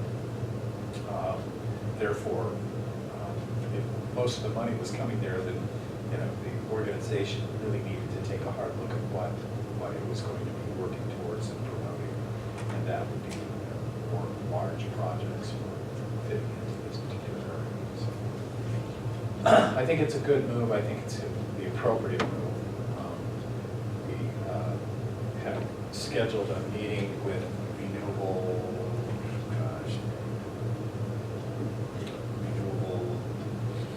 okay, it's REC and an organization called MIPSI. And for the life of me, I can't remember what those acronyms stand for. But we have a meeting with them scheduled for September 5th to really kind of begin developing an overall renewable energy plan for what would be the state of Oregon. So that at our next meeting, September 5th, we're going to have to cut it off a little early because I need to be in the river at 4 o'clock. So we're not going to be able to go much later than 2. I have to at least 3. So, which is, I think, sometimes a positive thing. It's really pushed through. That's pretty much it, covering Korea's direction. To add to, it looks as if Sherman County has a project that is coming up. They're working on their SIP agreement, doing something similar to what Gilliam County had to do, which the cost of putting up a turbine, the amount of revenue that comes in off of them has fallen drastically since we did those back in 2008, 9, 10. So we had an original SIP agreement that was signed. We went in and redid it because we could to meet more of what the industry is in. Sherman County's in the process of doing the same thing. But the Golden Hills, are you working on that, Ruben? Okay. Okay, not yet. You will be. So, I think it's Golden Hills. Yeah, Wheat Ridge over in Wall County. It looks like it's going to be going here probably in the next 2 years. And of course, our project is supposed to break ground real soon, like the middle of September. Again, it was the selection of the general contractor supposed to happen the 1st of September. We'll break this after that. The day they commence operation, or begin doing $1 million is supposed to come our direction, so. Yay, I guess. AOC. So they just had a board retreat that I actually did not plan on going to.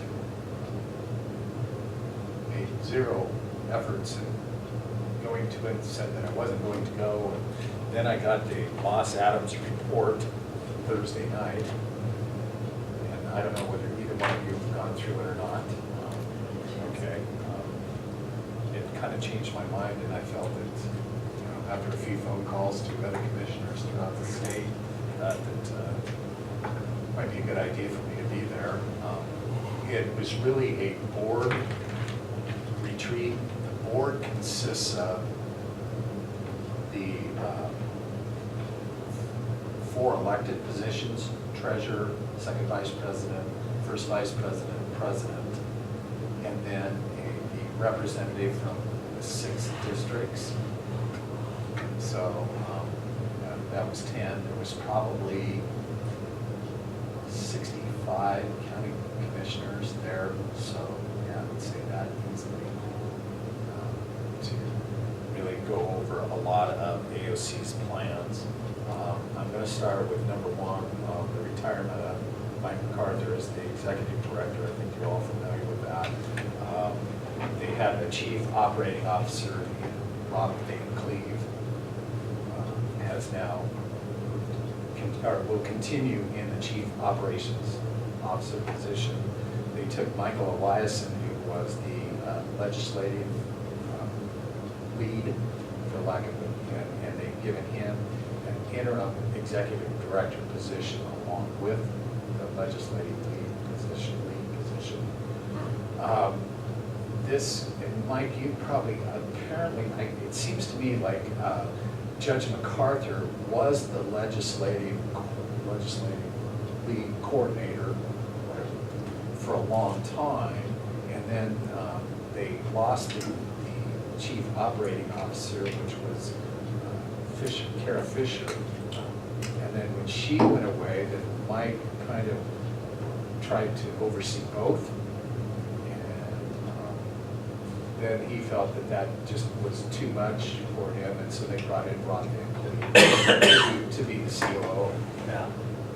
Okay, so there are some financial issues that have gone on during that period. There were 3 things that happened. They hired a new accountant when Kara Fisher really left. They also made a decision to change the software during that time.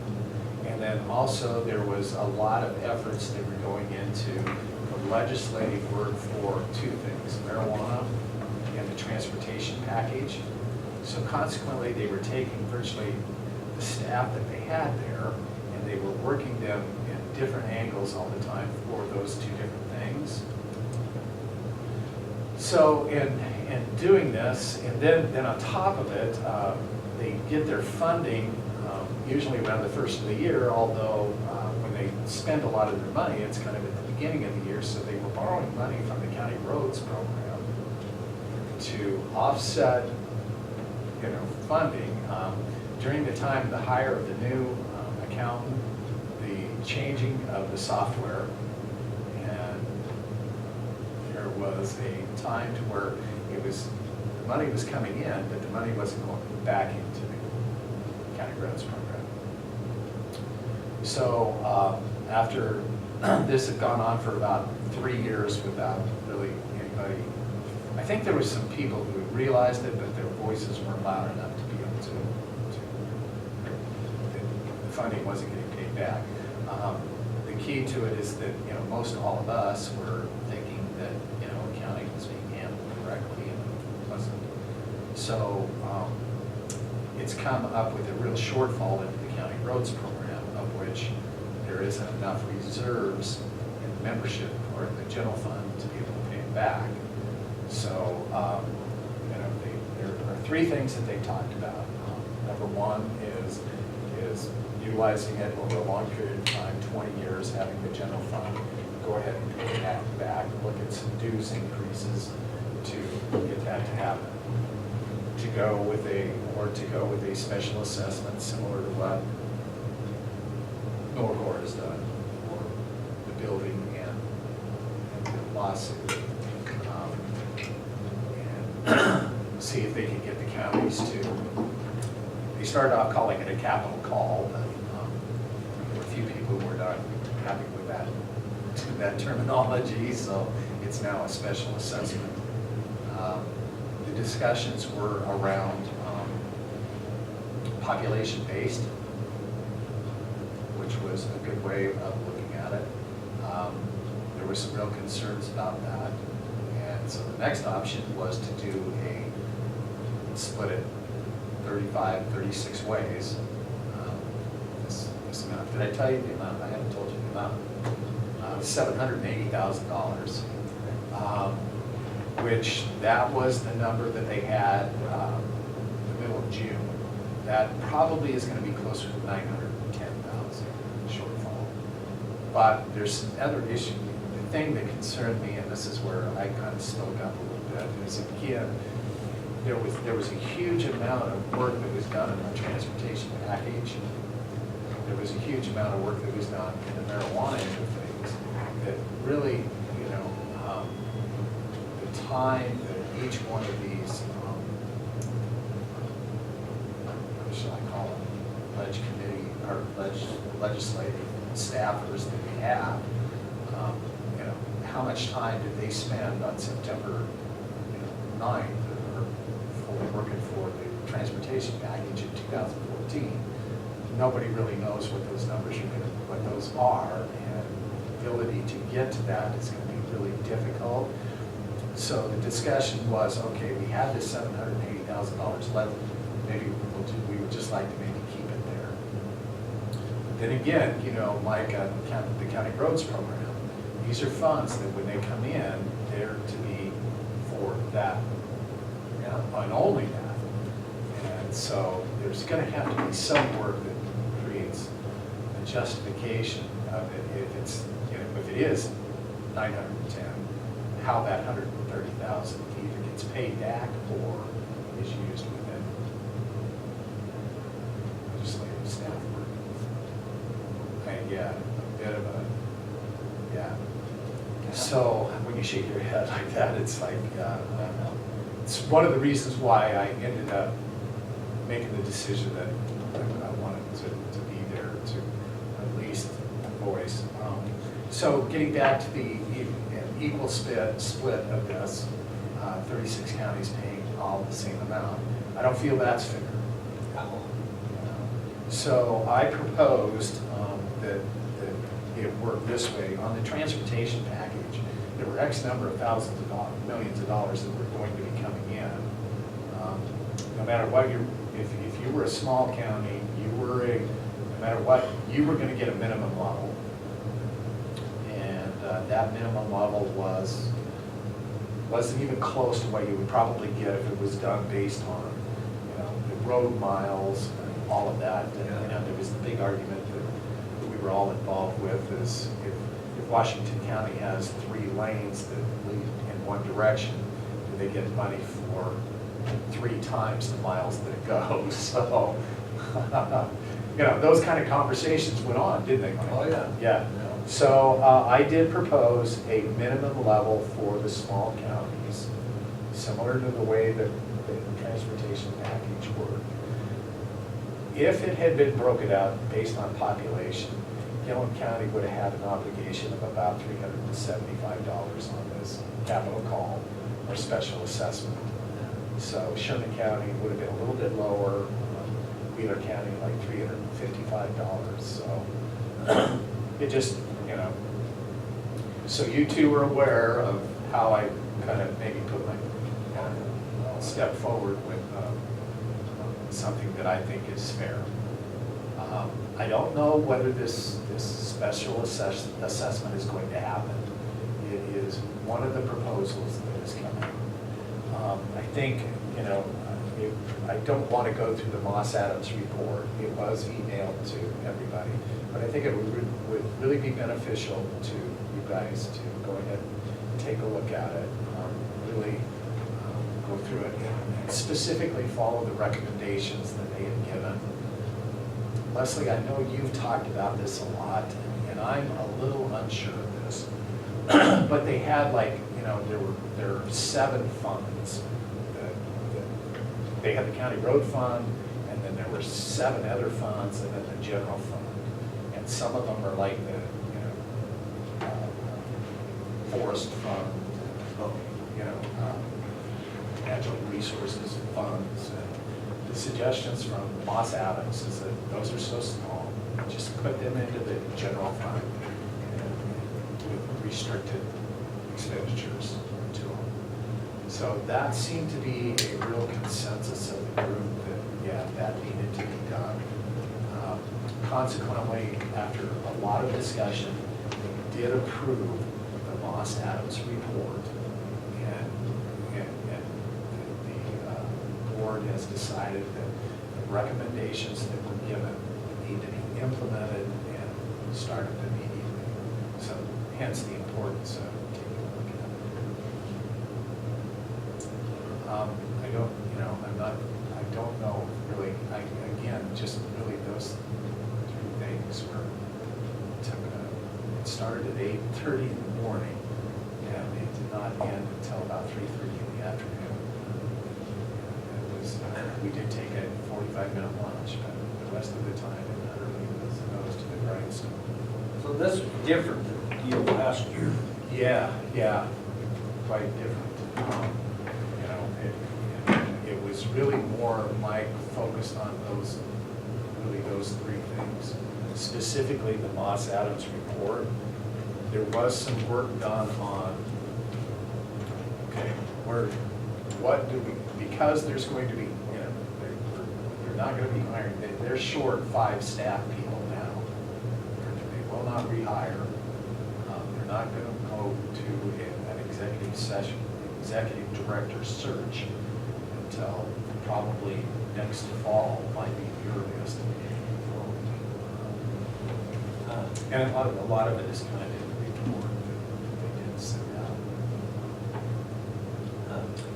So it was, yeah, I don't want to say shocking, because a lot of it, I was very supportive of the use of the county roads program funds to help us with the additional staffing at the time.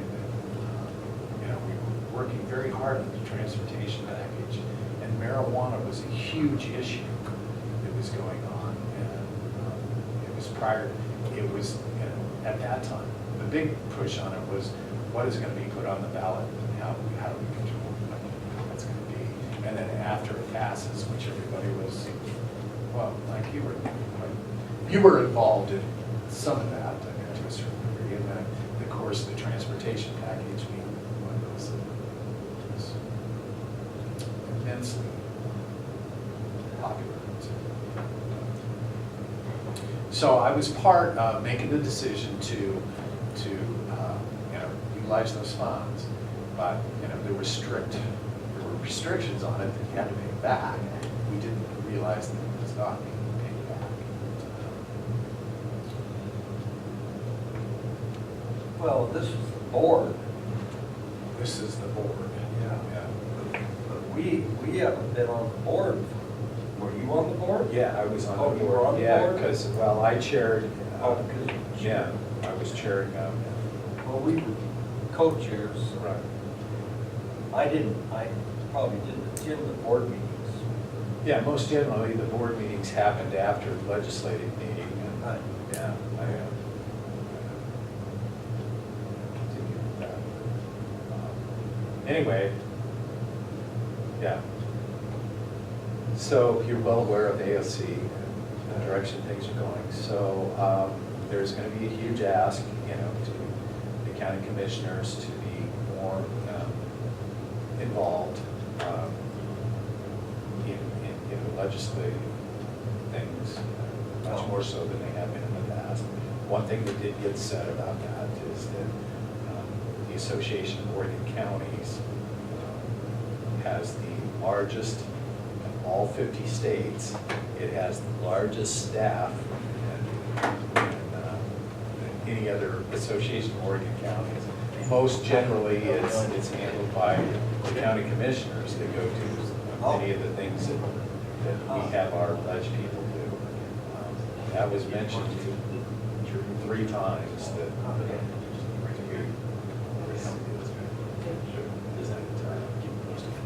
we need to be more like other states.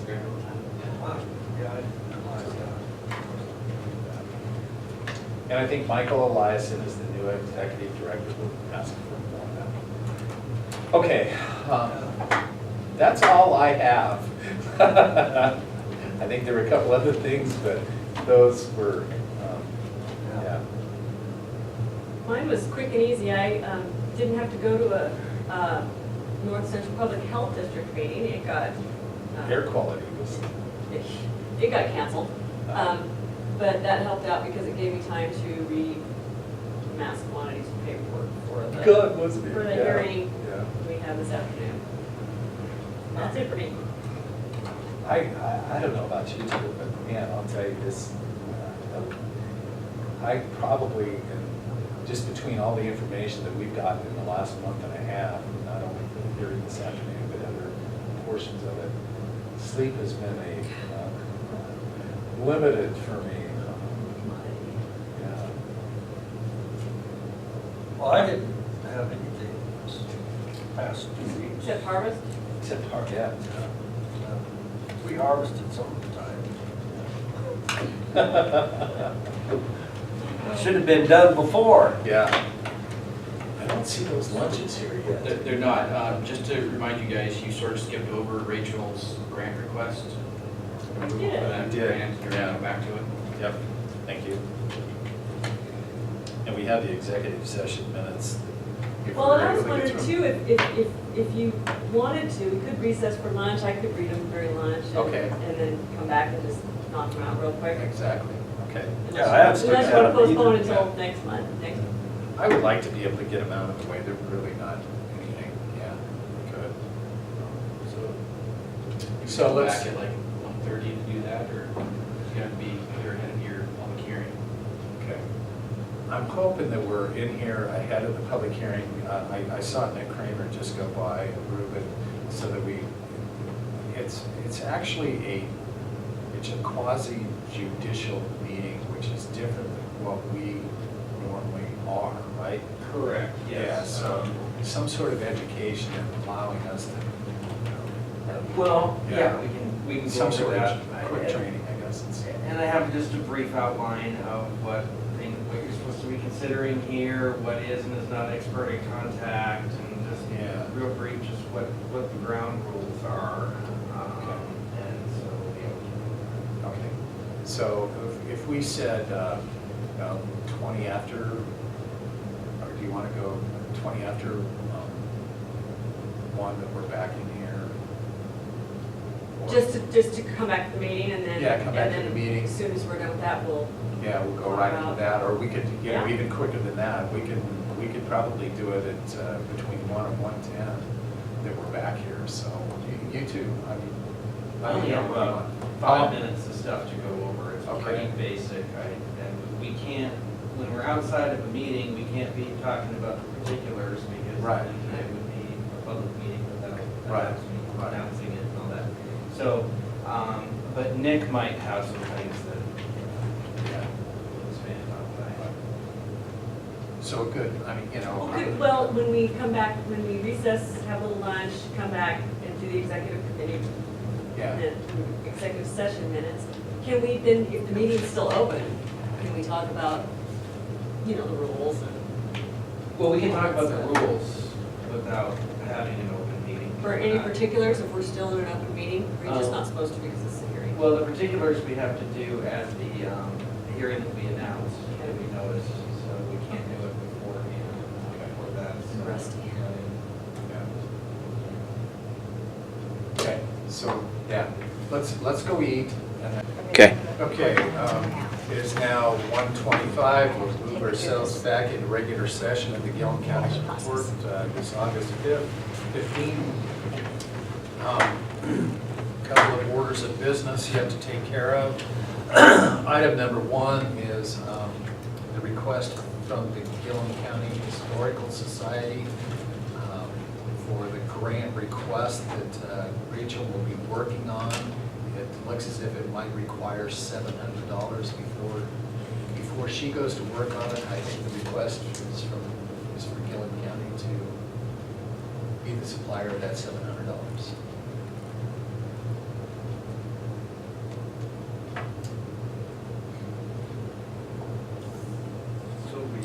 So we don't know for sure on that.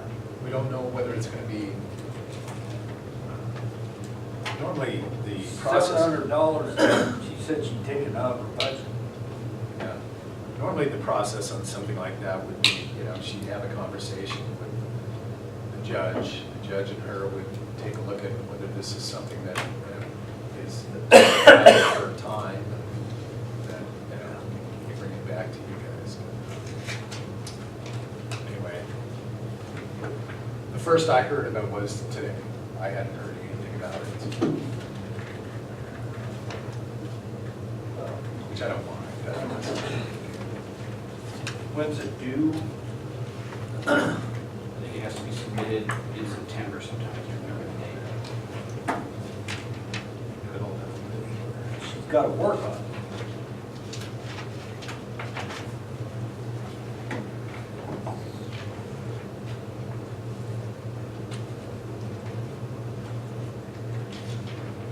I mean, it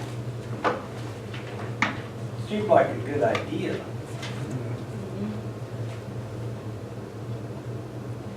It closes on August 29th. Early Before our September. next meeting. Yeah.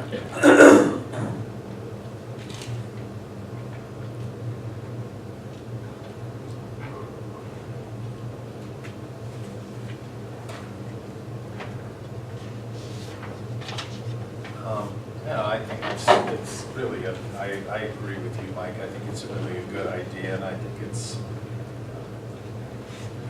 could be, I bet it's going to be a highly competitive grant.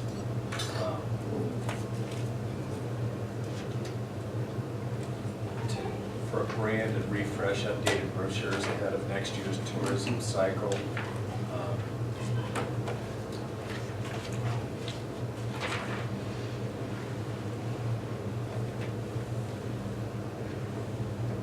So anyway, it basically would put the museum on the tourism brochure and convince people that as they ride a bus over the Painted Hills, that they would stop at the Gilliam County Museum. Now, I'm kind of of the opinion, I think it's, it's one of those, and I'm sure it's going to be highly competitive.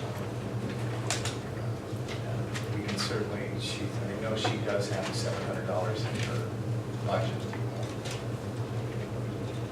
They require a few adjustments towards the end of the year.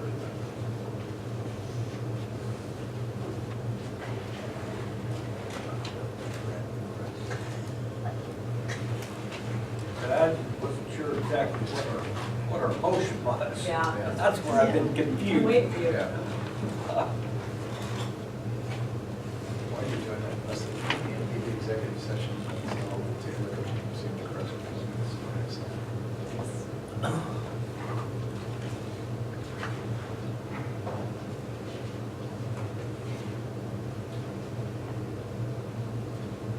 Okay, so it is to give her permission to write a grant for the Historical Society Museum to update their brochure.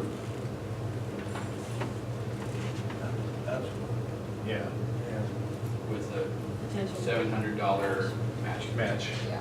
And for From the county. Gilliam County to provide up to the $700 match for this grant. Is that a motion? That's my motion. Second. Okay. It's been moved and seconded to approve her to go for the grant, To write the grant. to write the grant. That we're aware of the $700 grant match. If it's funded. Okay. Any further discussion? Being none, all those in favor? Aye. Opposed? Okay, executive session minutes. We got July 11th and July 25th.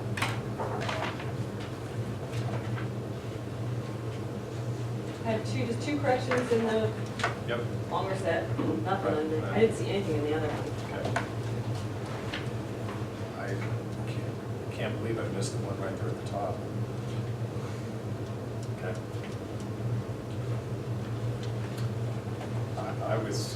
I'm good with it. I vote we approve the executive session minutes. July 25th, August 1st.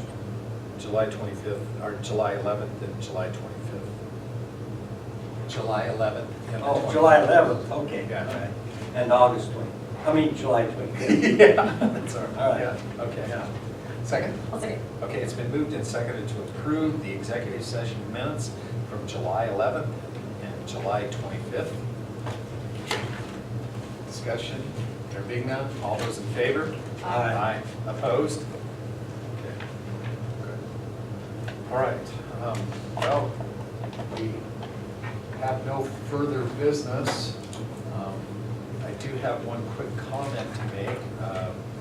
Yesterday, about midday, Sheriff Betancourt came into my office and notified me that the Rockwell, or the property that we have on Potter Street, the north side of Condon, is going to be required to be cleaned up. There's a lot of, it's the house that we ended up with repossession on, or foreclosure. Yeah, tax foreclosure. So we are going to have to get that done. Again, it happened midday yesterday. I'd like to be able to work with Ruben to possibly put together a sheriff's sale. You're familiar with the Burrell house that we sold to that Steve Watson, where we give him so much time to get at least everything cleaned up. So be prepared, we'll be back with you at our next meeting. Okay, with nothing further to add, we shall adjourn today's meeting.